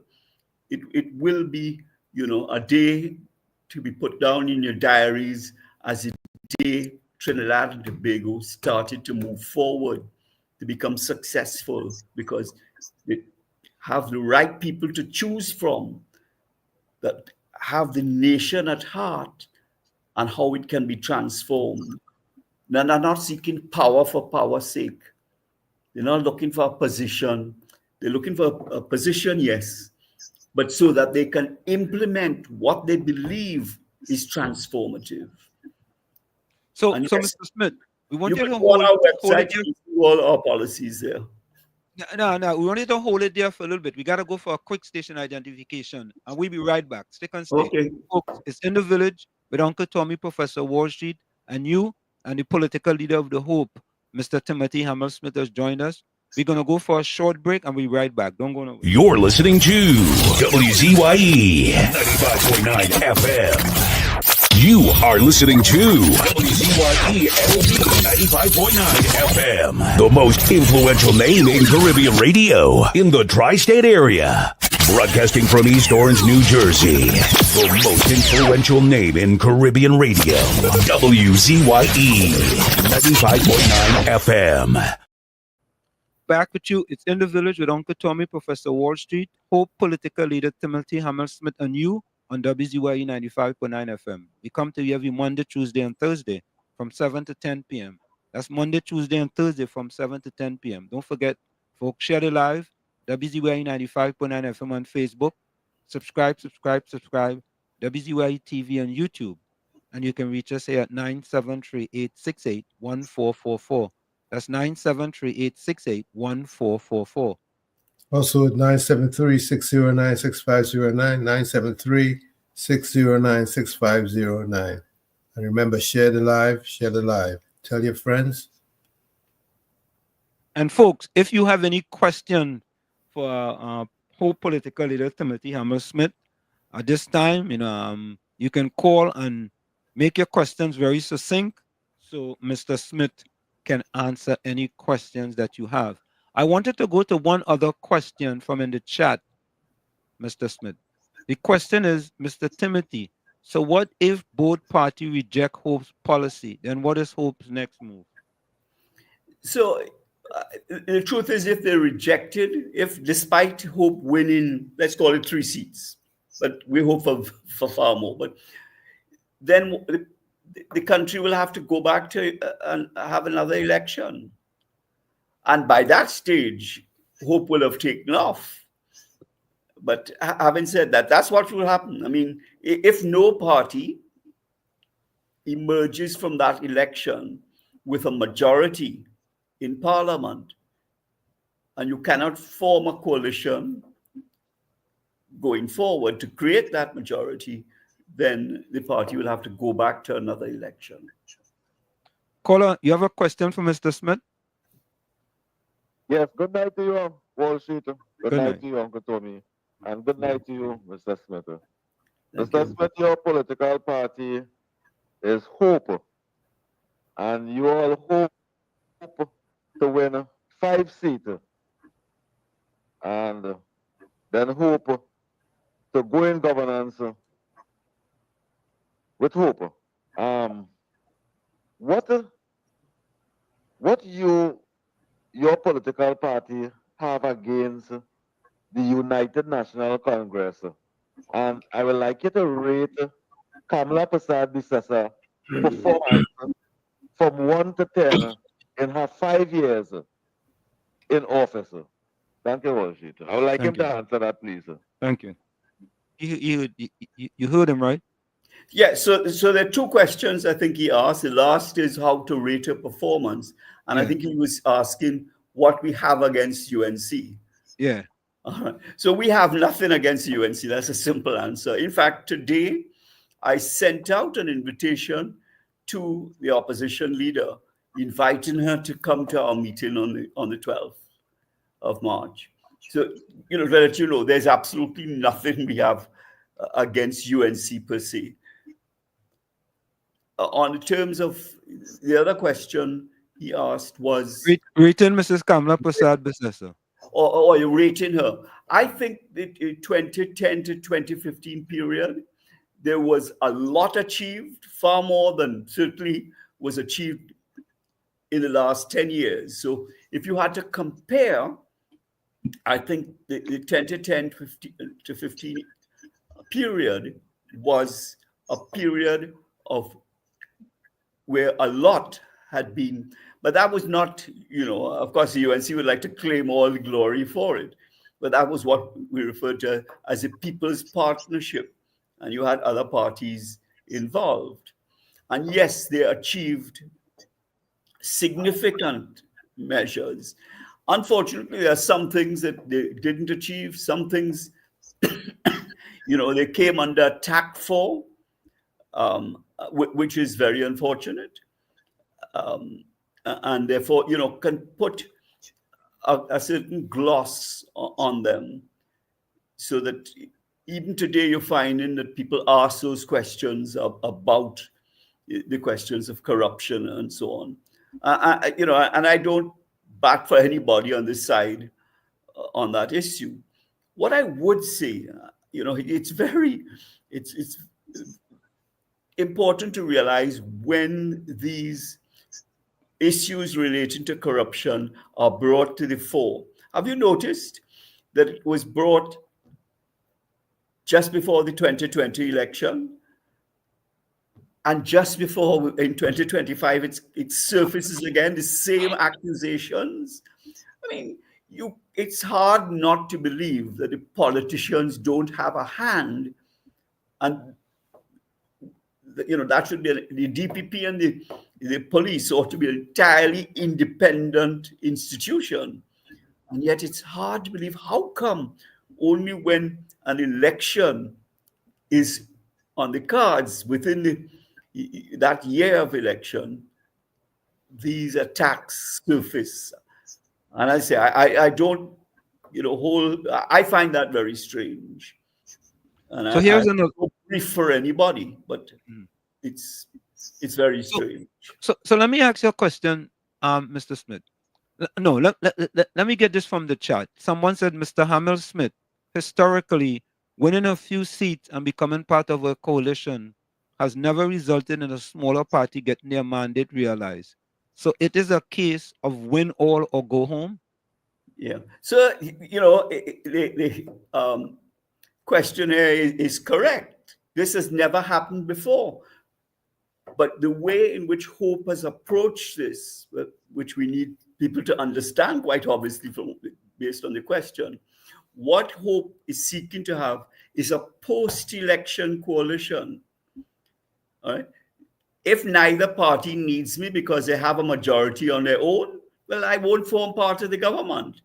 But if they need me, we have terms to bring to the table.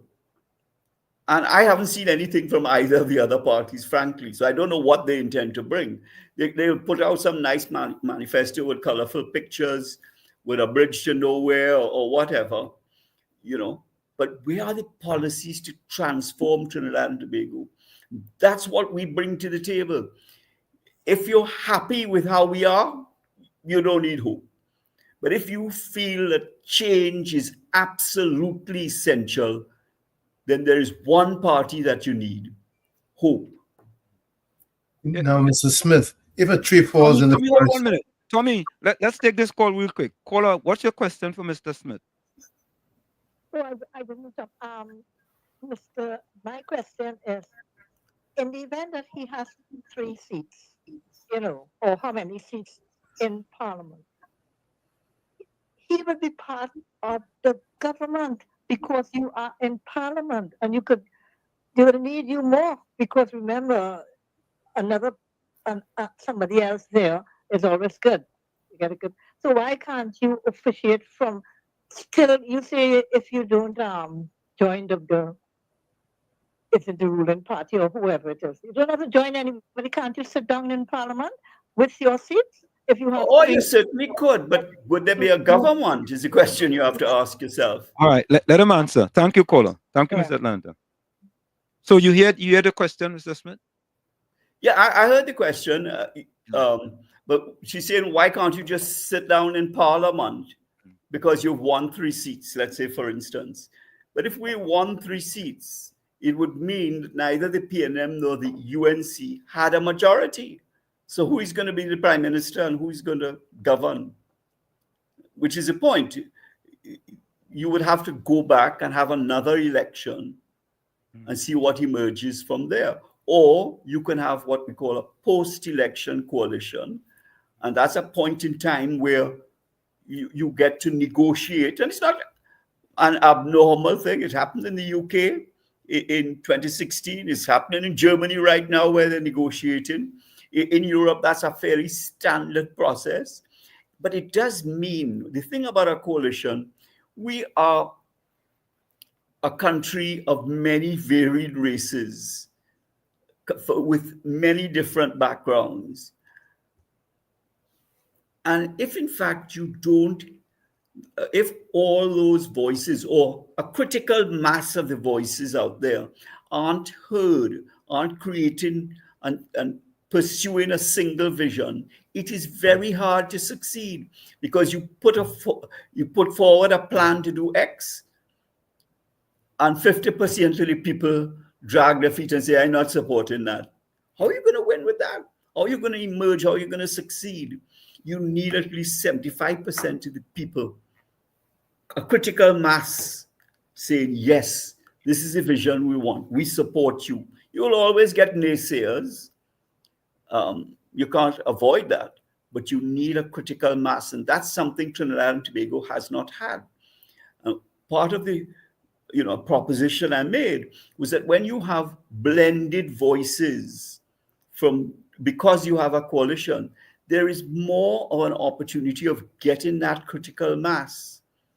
If you look back at the data in 1981, in 1991, and 2007, you will see that there was a party that won no seats, but yet won 23% of the popular vote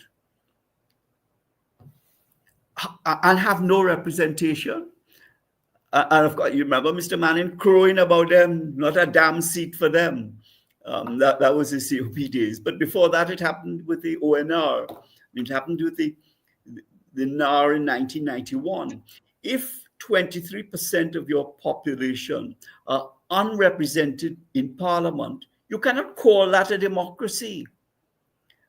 In fact, not exactly that, but that happened in New Zealand. New Zealand, I like to look at as a country because look at the indices. They're at the very top of all the indices in terms of governance, corruption, doing business, whatever indice you look at. And they only have 4 million people, which is more or less, Trinidad has 1.4. Jamaica has 3. It's within the realm as opposed to looking to countries with 60 million, 200 million, 300 million. We're not in that ballpark. And what New Zealand did, do you know, they adopted almost everything that the Wooden Commission had recommended for Trinidad and Tobago in 1976. They said, we need to have a mixed form of first past the post, as we have right now, and proportional representation. And we need to have it in a single house. And I would add one thing, I think the independent senators should be there as well. And that we needed a house of at least 100 parliamentarians so that you could form the executive, and the executive could not dominate the legislature. Because technically, we're supposed to have a separation of powers between the executive and the legislature. We don't have in Trinidad. We're fooling ourselves. It doesn't exist.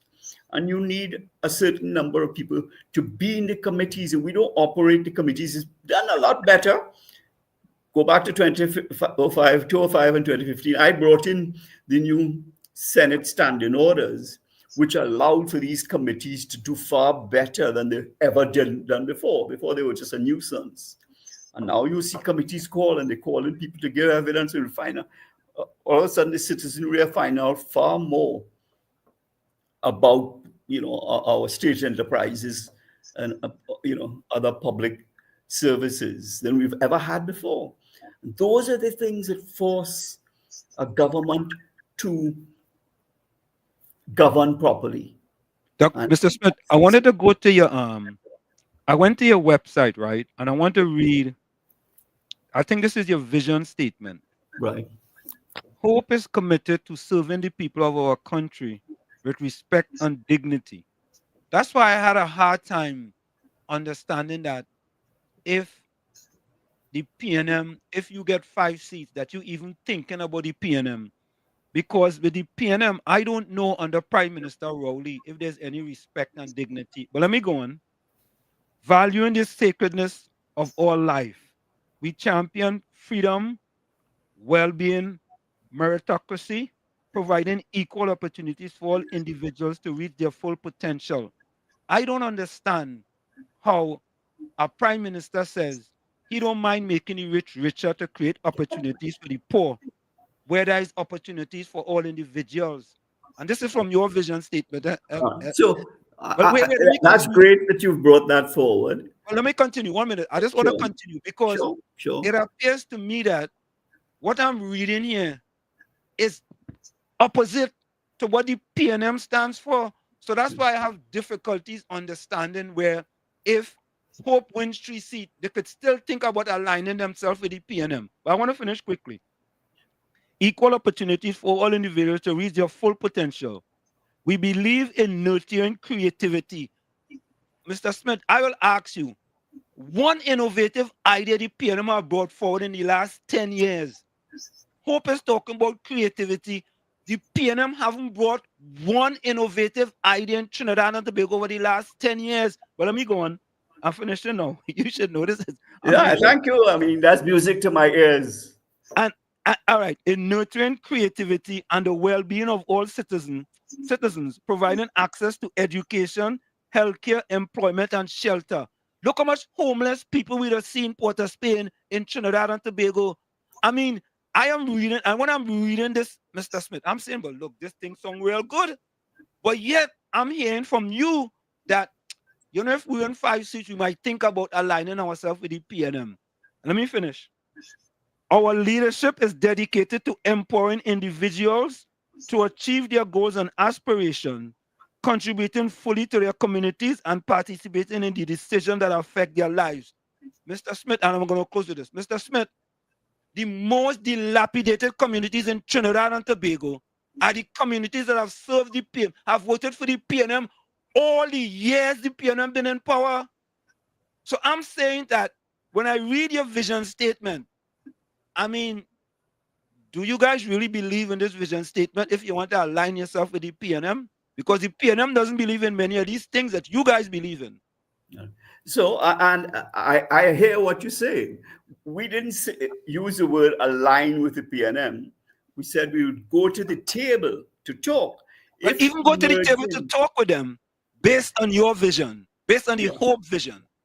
And if they don't accept that, then we can't have anything more to do with them. But why you want to talk with people who don't have your vision? Yeah. You know they don't have your vision. Well, and so they removed a leader, and the leader is what brings the vision to the table. That's what a leader is supposed to. He's a guide. He sets the tone for your governance, and they decided to change their leader.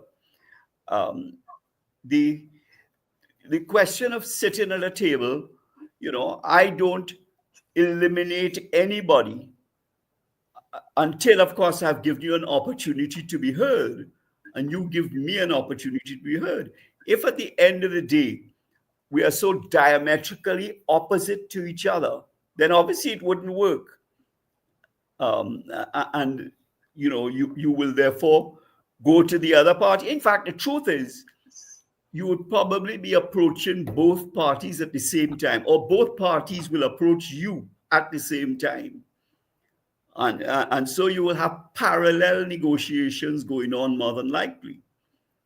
But, you know, you don't eliminate people in advance. I know what you say about, you know, they haven't demonstrated any creativity, whatever. I mean, it's almost as if, you know, let's not try something new because we might fail. That seems to be something that, you know, hangs over the PNM. I agree with that. Whether we could let them help them to see a better way of doing things, I don't know the answer. I'm not trying to prejudge the position. Mr. Smith, I could help you with the answer, you know. Yeah, well, and you may be right. I'm not even trying to challenge you about it. Um, but, politics is very dynamic. And so that you don't want to take any cards off the table until the moment, the crunch time comes. So if, for instance, the public believe that, which is what I'm hearing from you, the division, and I'm sure you haven't read that vision anywhere else in any other political party, but the vision of the hope would appear to you, and I accept what you say, aligns more with the UNC, then in fact that's what will emerge. So I'm happy to hear from you that you feel, I think your innate sense is that the policies put forward, the vision put forward by Hope appears to you based on actual, the historic components of what has happened over the last 10 years with the PNM and the PP government in the 2010-15. You are saying to me that in your estimation, and you may be right, I'm not trying to challenge you on that it would appear that we align better with the PP government because they were willing to try new things. If you look at that issue, you don't win 100% of the time, but if you never try, you'll never win. And yes, the PNM does have that lethargy, as it were, to try new things. They are fearful. I can only think they're a fearful people. What if we try this and it don't work? But sometimes, to fly a kite, you have to let it go in the air, it's just staying on the ground is not going to get the kite up in the air. And that seems to be something that is stifling the PNM. I agree with all of that. I'm merely saying that I am not from now going to wipe them off the table. But your estimation is that they will never match up to what Hope espouses. And if you are right, then there's only one game in town for Hope. So here is another question from a person. Can he say what was the difference in the country revenue between 2010, this is Patty, 2010 to 2015 and now? So I don't have figures before me, so I really can't answer definitively. Right. Okay. But you do get the impression that we were growing in 2010, 2015. 2015 to 2019, was it going to 2020? You have, of course, COVID came in between, and I'm sure the PNM are going to blame the COVID for a whole host of things. But the truth is that we today are worse off than we were in 2015 from an economic standpoint. And I dare say from what people's experience are in terms of whether they get in water, hospital care, transport, electricity has remained fairly stable. That utility is one that is really, and that it's leadership. They have, they could do better. I'm not saying they're perfect, but at the end of the day, the right people for the right job is what you need. What you need is hope. Right. I want you to talk about the People's Alliance. Let's rebuild TNT together with NTA, CRN, and Hope on Wednesday, March the 12th at 6:30 p.m. at Eastern Main Road, Mount Lampert, opposite Standards. Talk a little bit about that. What you guys getting together? What do people can expect if they come to that rally? Yeah. So we're hoping to, as I mentioned, that's a pivotal point for us. So we're hoping to attract large crowds, because I mentioned to you it's pivotal because that's a point at which we decide, shortly thereafter to name our candidates and constituencies. And we're putting a lot of energy and drive into making that a successful meeting. You will have speakers. I was going to say short speakers, but I didn't mean everybody was short like me. I meant short in terms of time. You know, we keep the speeches down to 10, 15 minutes. I think we're going to have people from different perspectives and talking to different issues that the people want to get answers for, issues that people will recognize are transformative and help to rebuild the nation. That's, you know, the focus of, by the way, we're not Hope is not into crying down any political party. We don't abuse no politicians. We've never done that. It's part of our ethos, as it were, that we said, hey, the worst we did is call them red and yellow, the ketchup and the mustard. But we don't, part of our style is not to go after people and belittle them. Yes, I can criticize what you're doing or what you're not doing or your lack of performance.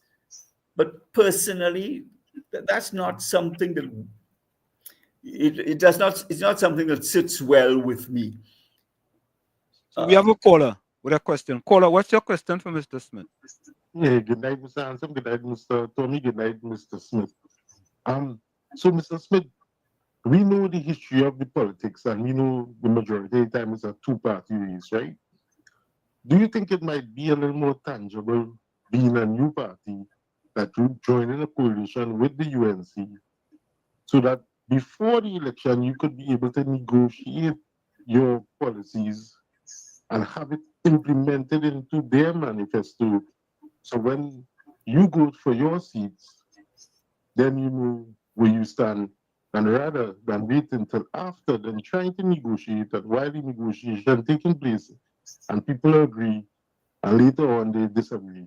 And the second question is, would you be going up for seats in the PNM stronghold or either UNC stronghold? Okay, thank you. Two questions. Yeah. All right. So the one is, would you be going up for a seat? Maybe I should touch the one easy. Would you be going up for a seat? Yes, the intention is that I will be going up for a seat. As that will emerge after the meeting, not at the meeting, but soon after the meeting. The candidates will be, and we started that screening process already, so that will continue. And we expect that after the meeting, we will identify constituencies. Understand we're part of an alliance, so we don't want to cross-tread with other people. So it does take some sitting down and deciding, you know, where there are competing issues. There's a give and take. But go back to what I think that the questionnaire asked is, why not do it now? What we have learned from past experience that happens in the PP government is that once you go into a coalition in which the UNC have the likelihood of a majority of seats, then you're just going to be left, you know, without having any influence on what they want to do. So I was, frankly, I was, and he refers to the manifesto, but we're talking about something far more than a manifesto. Our manifestos tend to be nice, bright new projects, lots of pictures and that type of thing. We're talking about hardcore policy. It is what you would have seen on our website, and which we put forward. A manifesto, on the other hand, tends to reflect on things that will capture the fancy of the voter. That's what they intended for. And I sat down, I formed part of the negotiations and development of the manifesto. And anybody who was there for that will recognize that the COP, in fact, 75% or more of what ended up in the manifesto came from the COP. All right? But did that influence continue once you were in government? You see, once in fact one party has a majority and can govern without the need for you, you tend to be sidelined. That's a reality, which is why coalitions, real coalitions, tend to be post-government, post-election, as opposed to. So we have a next caller. Caller, what is your question for Mr. Smith? Yeah, I have two quick questions. Mr. Hamel-Smith, good night, everybody. Good night, good night. Wall Street. Mr. Hamel-Smith, with regards to, you say the alliances between the NTA and Hope and some other parties. Now, it seems that you may be looking more in the direction of the UNC and the consortium they have. But we have this issue with the X factor, which is Gary Griffith, and the tense actions between Gary Griffith and the UNC. How does Hope plan to deal with that if that bridge has to be crossed? That's question number one.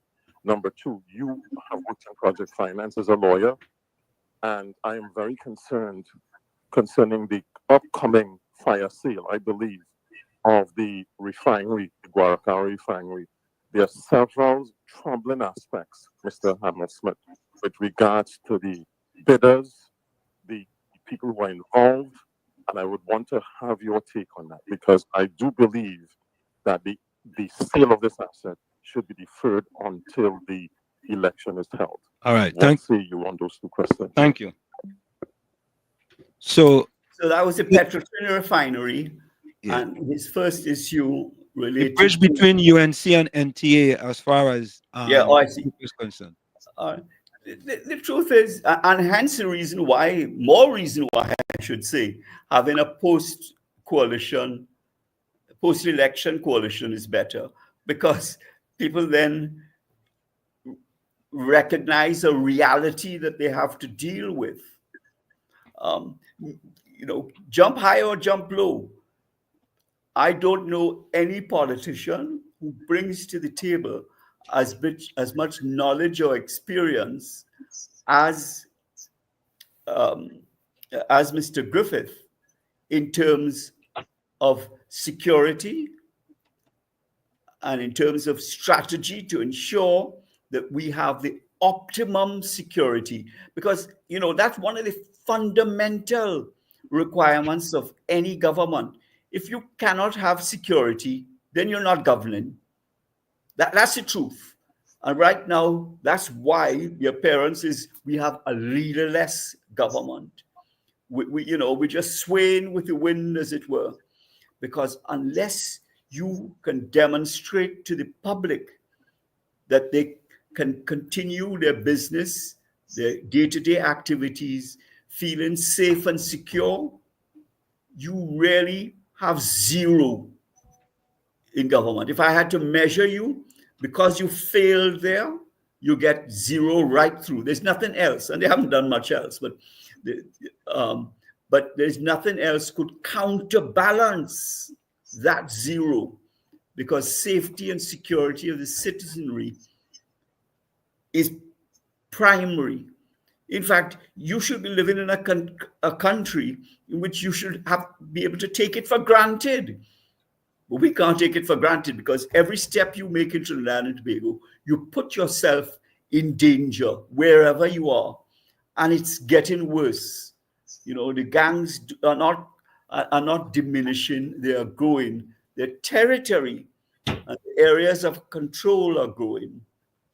I don't think there's anybody better equipped than Gary Griffith to change that dynamic, without which nothing else will prosper. Our economy will not prosper. Investment will not prosper. You will feel insecure in your job. Your roads will remain in tatters. And so that to say that Gary Griffith, of all the politicians I have seen in Trinidad and Tobago, is head and shoulders above anybody else. And that is a very significant, important, vital component that he brings to the table. And I think any government will be better off for having Gary Griffith in charge of security. And it is only if you achieve that, you can hope to have a thriving society, thriving business, good jobs, because there's a sense of security and safety. And the second question is the fire sale of the refinery. And that's very worrying. I mean, number one, I mean, that, you know, they can talk whatever they want. They should have never shut down that refinery. Yes, you restructured it, and that was good. All right, you formed heritage, you took away the exploration from the refining, from the marketing. You know, that restructuring was necessary and good. The refinery should never, people will tell you that once you shut, how many years it is we've shut it down now for? Since 2018. So you shut down a refinery, nothing has been working for so many years. One, are you going to fetch a fair price? Is the first question you ask. Can you in fact bring it back?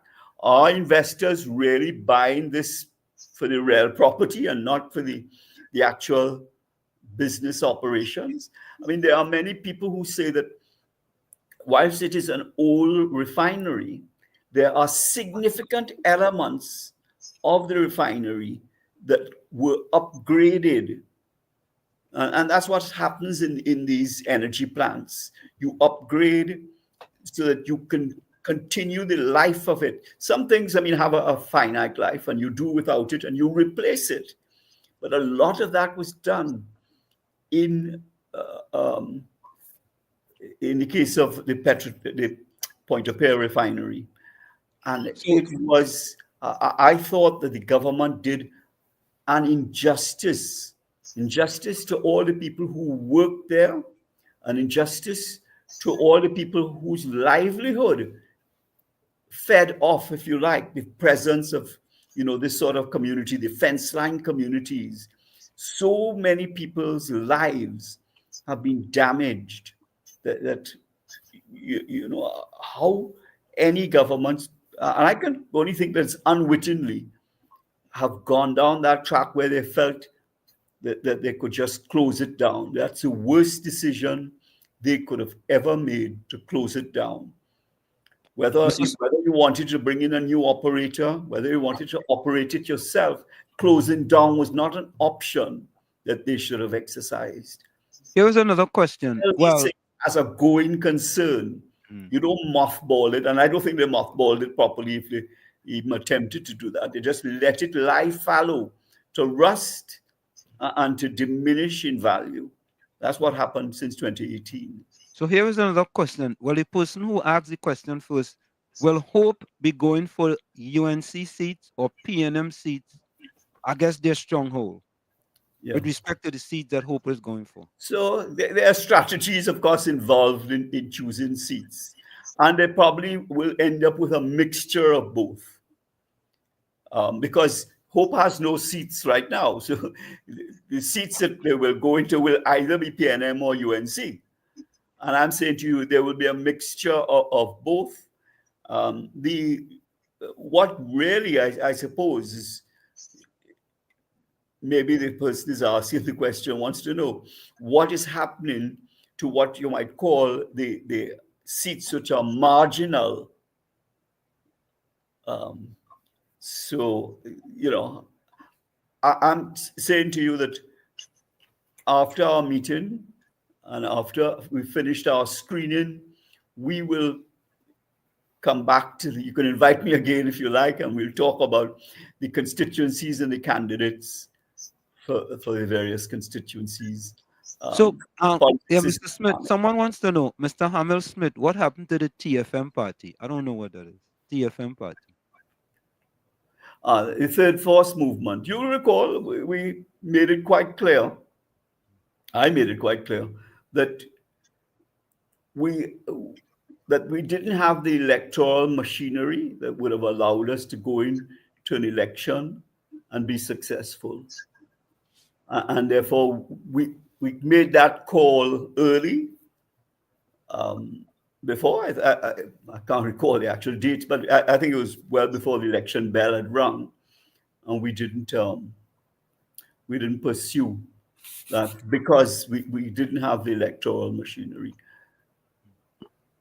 So, Mr. Smith, we have had other people in here, and this one person is saying that you just stated that Petrotrin was restructured, and we had other people came in here and said Petrotrin was closed down. No, I'm saying both things. All the operations of Petrotrin, some were hived off to Heritage, some were hived off to Paria, and what remained was the core, which was the refinery, and that was shut down. But Heritage continues to operate, we're told successfully. Paria is a little more marginal. You're buying gas from Petrojam, but people feel hurt by that. But what was closed down was the core refineries, the ability to refine oil and its byproducts, which is what the refinery did. And even back when we had that, when the refinery was operating, there wasn't enough oil produced in Trinidad and Tobago to be able to maintain the optimum level of refinery production. So even at that time, we used to import oil to refine it in Trinidad and Tobago and then export the product. And that part of the exporting and marketing has been hived off to Paria. So, Mr. Smith, we want to thank you so much for taking so much time here to join us as the political leader of Hope. And we thank you so much for coming in here. Any closing words before you go? Well, it was a real pleasure to be here. I hope you invite me again. I thought it was a very dynamic sort of environment. First time here. I think your questionnaires were very, obviously listening intently to it. They're obviously intelligent listeners who ask very penetrating questions. And I think that bodes well both for your platform, but as well for the body politic of Trinidad and Tobago. And Hope feels that we have a part to play, and we have an important, a pivotal part to play in the governance as we go forward. As we say, without hope, all is lost.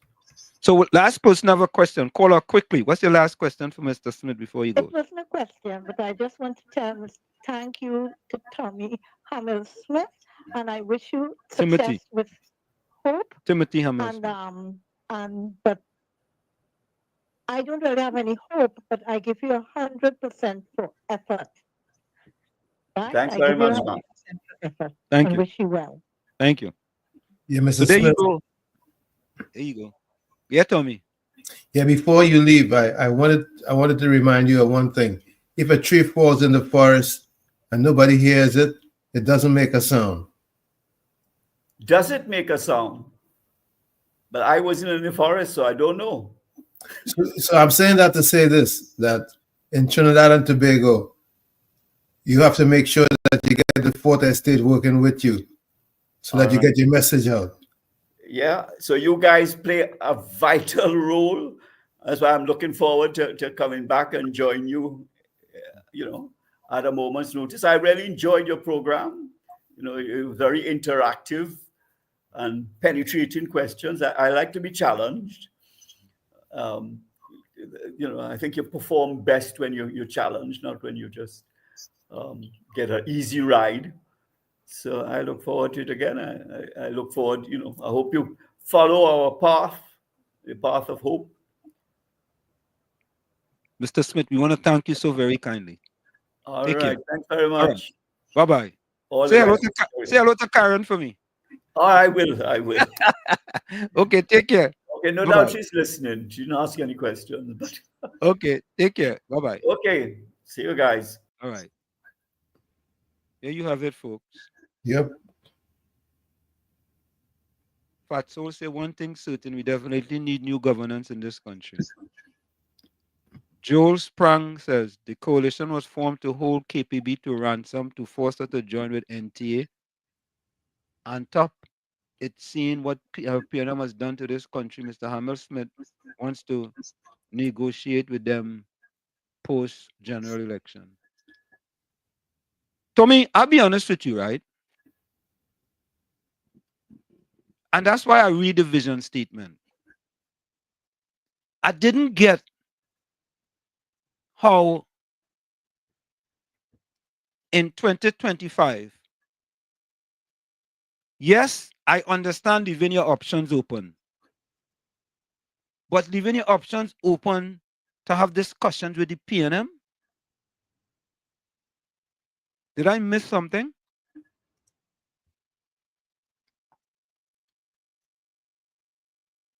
I think so. Okay, what did I miss? I think with the name Hope, they are hopeful that somewhere along the line that they can talk with any and everybody. Mm-hmm.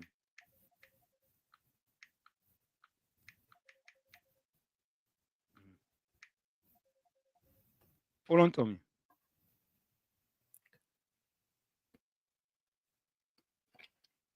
But meritocracy and pragmatism are two watchwords and two policies that would take you very far, because we saw what it has done to a nation that we describe as a sister nation.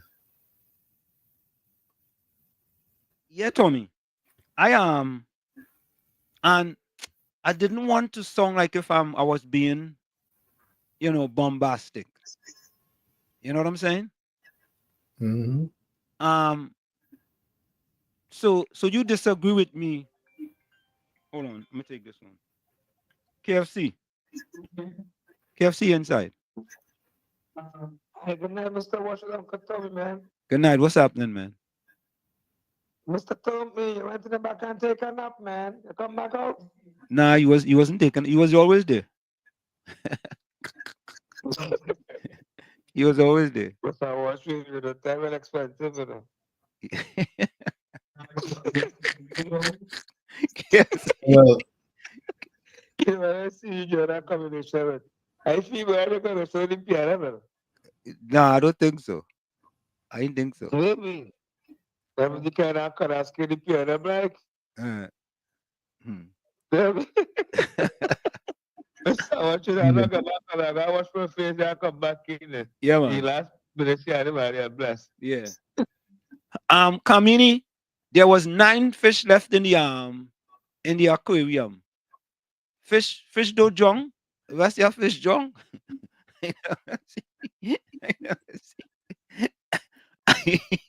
Tommy, our fish go jong. If you're holding it on a line, you can jong a fish on a line. You have to jong it with a But it fish. wasn't. Yeah, Mr. Florida. Hey, good evening again, Mr. Anson, Mr. Tommy. I have one riddle for you, right? What have a handle but don't open? But so Mr. Anson with the interview, right? The reason why he keeping his option open for because Rowley's not there no more. If Rowley was still the prime minister, he know it and no negotiating. You know? He thinking he will be able to negotiate with Stuart Young, you know.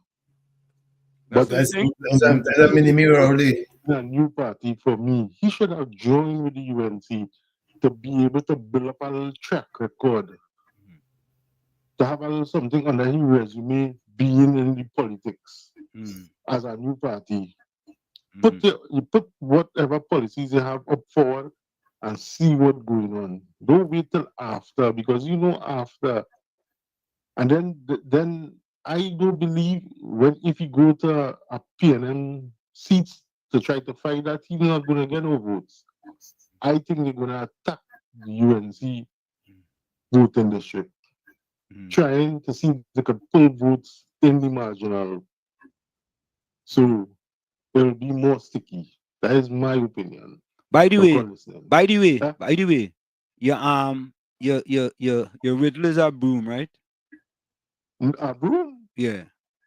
No. Yeah, a broom of a handle but open. No, well, what I mean a handle to turn, to move. I talk about stagnant. But Mr. Florida, you giving up about a handle. But for the closing comment, I will leave the All right. the The answer. Okay, the cool. people in the chat right answer it. Yeah, man. Bless. Yeah. All your answer that riddle there. Folks, put your closing comments in the chat and send your closing voice notes. Let me read this thesis. What is fella just right here? Financial guru, welcome. Yeah, Professor Wall Street. Sorry I couldn't call back, but Mr. Hamel-Smith didn't directly answer my question. He answered part of it, which is on the second part. And the reason why, Professor Wall Street, there are three types of people in this life. Those who make it happen, like Mariah Carey song, those who watch what happened, and after all the stuff that gone, those who ask what happened. We're gonna make it happen because the fact is he didn't answer whether they should defer the sale of this asset until an election is held. Because Professor Wall Street, I'm gonna send you an article. Dr. Rowley was in the parliament, I think yesterday, regarding questions made by opposition leader Mr. Lee, and he led misleading statements regarding the sale of that asset originally to Patriotic. And there is a 41-second video you made. And today I happened to listen to the pastor with the search engine, and he was making fun of Ansel Roger, Professor Wall Street, and Uncle Tommy and everyone, saying how he joined with the UNC coalition with the MSJ, and then he pulled out, and he looks and he plays this tune about Roger, Comrade Roger.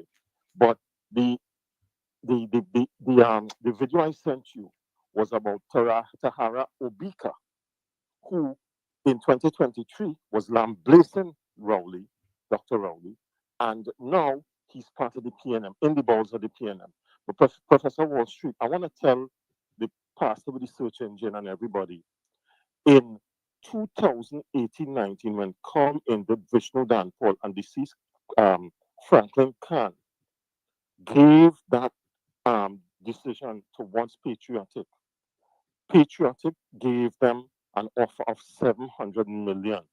And Con Imbert and Vishnu Danpal and deceased Franklin Khan say, hold your money.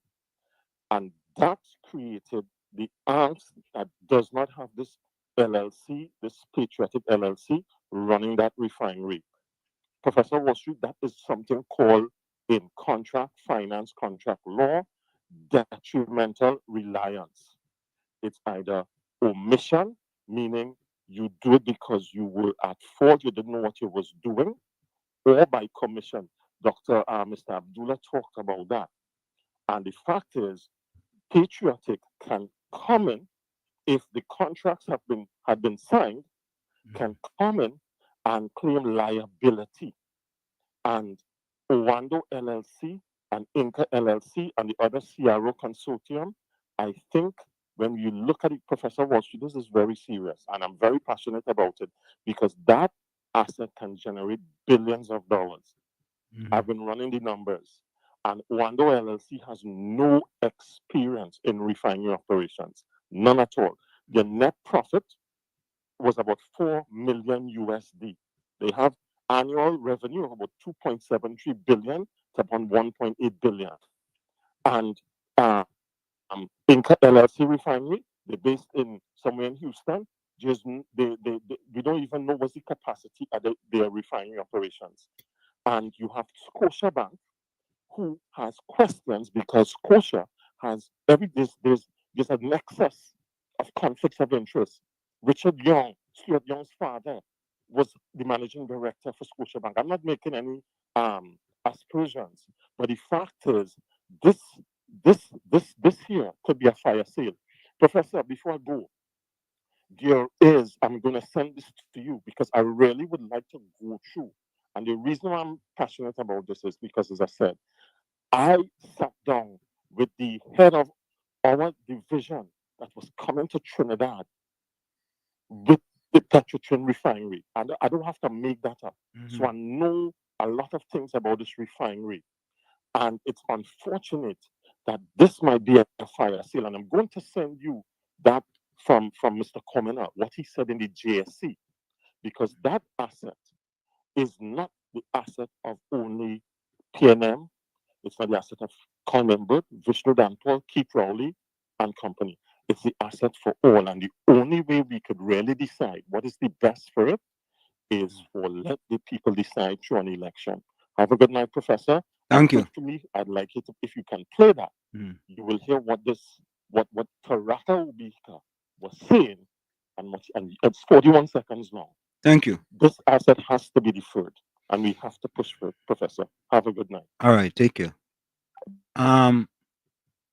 Folks, put your closing comments in the chat and send your closing voice notes. I'm actually looking for that video. If I don't find it here, I will play it on Thursday. I can't find it. If I don't find it, let me see if you have sent me it here. You send them to me here?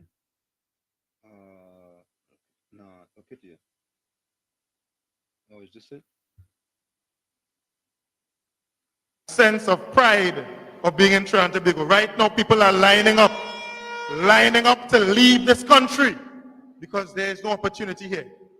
And when we raise that in the parliament, when MP Rodney Charles raised that in the parliament that Guyana, Barbados is doing better than we by miles, instead of the Prime Minister acknowledging that he has work to do, he is saying, well, get the hell out of here. Go to Barbados. Go to Guyana. We want you here. Well, we want Keith Rowley out of government. That is what we want. That's so big, boy. You can't take background words, you know, Tommy. Right. When that thing is anyway, I wanted to read something here. What okay, this is what PNM Fox says. This is what you're missing. Hating someone significantly affects your judgment of them. As strong negative emotions like hate can distort your perception, making you more likely to interpret their actions and intentions in a negative light, even when the situation might not warrant it. Essentially, you become biased against them and focus on their flaws more than their positive qualities. I believe what you just did. Say that again? You did the right thing.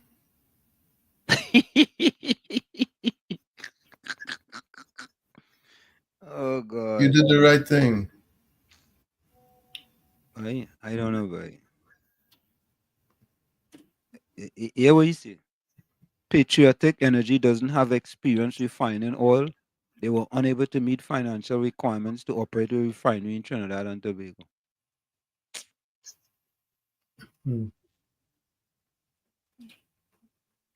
Okay.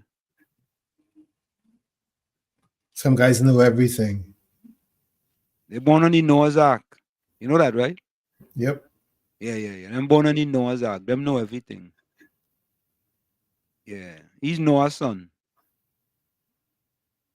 That is Noah's son. Folks, let's take that break. But I should play this before we go in. Let me play this before we go. We only have 2 minutes on that. Let me see how long this thing is. It's just longer than 2 minutes. I'm playing it. I want you all to listen to this. Listen to this, right? Allegations of misconduct at CCC. Cabinet appoints committee to probe. Cabinet has appointed a committee to investigate allegations of misconduct within the Civilian Conservation Corps, CEC, program. In a release, it was announced that Minister of Youth Development and National Service Foster Cummings on Monday presented letters of appointment to members of the committee. Minister Cummings took steps to address the allegations with utmost urgency, noting that the development of the nation's youth, the efficient delivery of programs and services, and the provision of safe spaces, peaceful communities and environments in keeping with Pillar 4 of the National Youth Policy 2020 to 2025 are all top priorities under the Ministry of Youth Development and National Service, MIDNS, the release stated.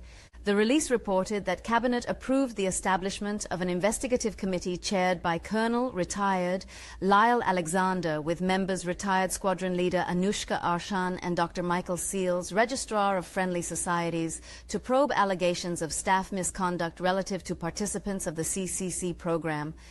The committee is assigned the responsibility to conduct interviews and receive evidence and information relevant to the investigation, identify, contact, and communicate with any person relevant to the investigation, make recommendations, and submit a report of their findings and recommendations in 1 month's time. The committee will assist in maintaining the integrity of the CCC program to ensure it is administered efficiently and effectively and remains accessible to the youth of Trinidad and Tobago, the release stated. I don't know why them just waste the time to set up these committees, and put one set of PNM people in the committees, and if they don't like what the results come, they just throw it into the disposable files. Folks, we'll be right back. Stick and stay. It's In the Village with Uncle Tommy, Professor Wall Street, and you on WZYE 95.9 FM. We'll be right back after this. Don't go nowhere. Tommy, I don't know why them they be wasting time on setting up these committees, Waste of precious time. You're listening to WZYE 95.9 FM. You are listening to WZYE LP 95.9 FM, the most influential name in Caribbean radio in the tri-state area. Broadcasting from East Orange, New Jersey, the most influential name in Caribbean radio, WZYE 95.9 FM. We are back with you. It's In the Village with Uncle Tommy, Professor Wall Street, and you on WZYE 95.9 FM. We come to you every Monday, Tuesday, and Thursday from 7 to 10 p.m. That's Monday, Tuesday, and Thursday from 7 to 10 p.m. What is the fish answer, Patty? The fish answer is 9. If you have 9 fish in a tank or in an aquarium, 3 drown and 2 swim away. Fish don't drown, and the fish swim away and go away. Exactly. Where the fish go swim away? Oh God. Yeah, but some of these special purpose companies, or should I say initiatives, worked well in manning time. I can actually vouch for the MUST program. I got a lot of workers from the MUST program, and they were well trained. Turned out to be very. No, go ahead. It turned out to be a good initiative. Not under Prime Minister Rowley, though. But that's a horse of a different color. Yeah. So what's my closing comment? Here's my closing comment. As you open your eyes and see the light of day, someone, somewhere, is closing theirs for the last time. While you grumble about getting up early to work, there are those who would give anything to get out of a bed they're confined to, without the strength to move. While you think your life is monotonous and exhausting, there are people fighting, with everything they have, just to live one more day. Each sunrise is a gift, a silent miracle we often take for granted. How many times do we ignore this? How often do we let routine and complaints overshadow the beauty of being here right now? Life is imperfect, yes. It brings hardships and challenges that test us, but it also brings simple, precious moments that fill the heart. A warm cup of coffee, an unexpected laugh, the embrace of someone you love. Have you stopped to see the value in these things? Have you looked around and given thanks for what you have? Not for what is missing, but for what is right there in front of you. It's in these little details that life happens, even on the most ordinary days. Don't let hurry or exhaustion steal your ability to see the beauty of simply existing. Gratitude has the power to transform everything. It helps us realize that even in the simplest routines, there are reasons to smile. The next time the alarm rings, choose. Choose to see the privilege of having another day. Celebrate the opportunity to try, to start again. Life doesn't wait. Every moment counts. Life is fleeting, but it's also a chance. A unique chance to love, to learn, and to leave something good wherever you go. As you open... From where I said this is it, the clock on the wall said that's all I like to say, but I've got to go. Remember, hard work beats talent when talent does not work hard. And for every 60 seconds of anger, you lose 1 minute of happiness. Remember, your circumstances may determine who you are, but you are responsible for who you become. Tommy, you want to go? Yes. Everywhere is within walking distance as long as you have the time. I'll say it again. Everywhere is within walking distance as long as you have the time. You, the man in the mirror, you must become that change that you want to see. However, when you look in that mirror and you don't like what you see, you cannot blame the mirror. Never look down on a person unless you're giving them a hand up. Like I always say, I love you all, so be safe out there, and we'll get together again and do this on Thursday, God willing. Good night. Thank you, Tommy. So, Sonel, I overlook your 2 voice notes. I'm going to play them on Thursday. I'm going to put a voice notes on Thursday. Okay? Let me see Mr. Florida's voice note. Hey, good night, Mr. Hanson. Good night, Mr. Tommy. Good night, all the callers, all the texters, everybody, family. Be safe, guys, till we see Tuesday. Mr. Hanson, yeah, what have I handle, but it do not open? There's many things, but I'll go with what you was talking about, that toilet. Okay. Okay, Miss Atlanta, closing comment. Truth is like a surgery. It hurts, but it heals. A like is like a painkiller. It gives instant relief, but hides effects. But hide effects forever. Okay. Don't sell the sun to buy a candle. All right. Okay. Whoever's trying to bring you down is already below you. Closing comments. Don't point out other people's flaws because you're not perfect. You have to look in the mirror before you can look out the window. Yeah, financial guru. I think all right, I think that is a bud dial. Okay, let me see. All right. All right, let me go to the chat. I think I see that one. Mr. Intellectual, closing comment. You can never fear the nay of a friend. It is the ability to understand true friendship. PNM Fox closing comment. July 8, 2015. We are going to win the marginals. Third Force Movement Chairman Timothy Hamel-Smith says, speaking at the party's first public meeting. Okay. Sometimes put a positive quote sometime now, please. A little positive quote. It don't always have to be politics. Or Cameron, I missed that boy. Main question I want, what is that? TNT is a crime crisis, an economic crisis, lack of job crisis. We in an election. What is their plan to save the country? Cameron, I missed that one.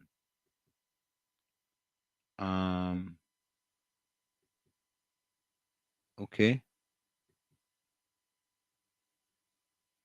Make sure I miss Nora closing comment here.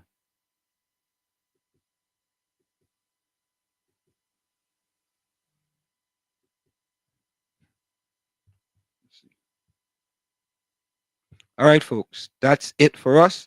We see you on Thursday. Same WZYE time, same WZYE channel.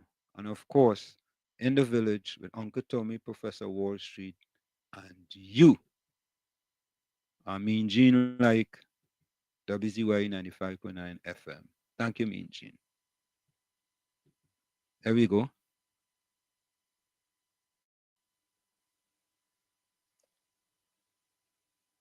Hey, the extempo on, boy. To me, the extempo on, you know. When is Panama final, Tommy? Sunday?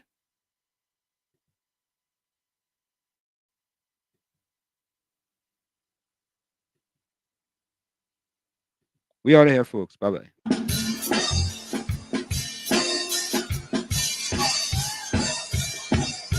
Before you go, I wanna fly.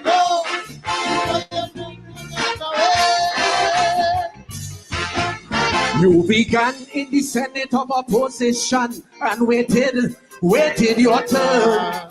Then with Manning as your PM giving directions, you studied and learned. You paid attention to Robbie Pandekamla, observed all their mistakes. So there is not one excuse that you can make, none that we can take, cause we give you a turn to ride in the PM1 motor car. You change the whole interior with propaganda, it's smelling strong sour. We gave you 2 turns as PM of this nation, so now it's my real obligation to give you a turn before your resignation. Remember, it's we who call Eric Duffy, we call Chambers Duncy as your. It's we who beat Robbie like a Bobali. So if we say you are a bully, don't take it personally. Go tell your friends and your family, it comes when the duty is yours. Well, do not believe that we are afraid to call a donkey a ass or a spade a spade. We will temper you like a show, Dr. Rowe. Before you go, before you back and run away, I wonder what Benny and Amy have to say. Before you go, before you think you tell the world you go lock Caldahan up once you get the vote. You say the buck is going to stop at the TV top when you took your oath. The airport scandal, section 24, email gate. Like a raging bull, you declared war and we took the plate. But since you get your turn, nobody in jail for corruption. Since you get your turn, no members of the opposition in prison. Since you get 2 turns, you promise to set things right. White collar crime you vow to fight, but is a set back with no bite. Remember, it's we who call Pandy racist, we even call him rapist. Send him a box, set up in jail till he come out looking frail. So if we say your government represents you 1%, where the rich get richer, the poor man in the gutter. But do not believe your powers of Lekato gonna override the power of this council. The ancestors wouldn't allow Dr. Rowe. Sing before you go, before you back and run away. So much unemployment, but still you raise your pay. Before you go, before you take it away. I remember deceased Patrick Manning named Europe the Rottweiler, because every car that pass around the corner, you run down the tire. Political battles that came your way, you stood up and fought. And when they came with this slander and their hearsay, you took them to court. So we gave you a turn to guard, protect, defend we treasury. We give you a turn to secure we national security. We give you 2 turns to be the mastermind. Reduce violence and crime, but murder's at the highest of all time. Remember, it's we who call Manning Trucker. We say he is a piper. That's all. We keep a toast like a louse. Kick him out Bali's house. So if we say you are a puppet, you're lying in your pocket. And with your shining bald head, the dread and the naughty dread. Well, do not believe because you brought money down. You couldn't do the same to this Calypso and then all the other go. Dr. Rowe! Say before you go, before you back and run away. Well, wash your behavior, just as Bishop said. Before you go, before you think you get away. After 45 years of public service, you deserve arrest. So you're anointed as you're not too young to try it. Venus, you'll be hearing that your support base having real problems. Election, they voted for a friendly face to say that they say you're failing your turn to diversify the economy. You're failing your turn to create a real creative industry. You failed with your turn to be a superstar. Legalize marijuana and make Fitzgerald the line minister. Remember, it's we who call Kamala Trunka. She's smoking marijuana. Well, you say what's that? You talk about she kept. No! So if she talk about your father, the young thing that you slaughter. What? Oops, did I mention his $1 million pension? Well, do not believe you invincible or that the youngster is really capable.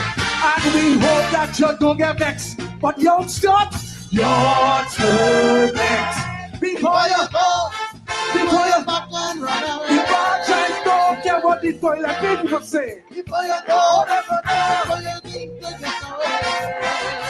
I want to fly. Santa, we love you. The Black Starlet sent me here tonight. The spirit of Black Starlet.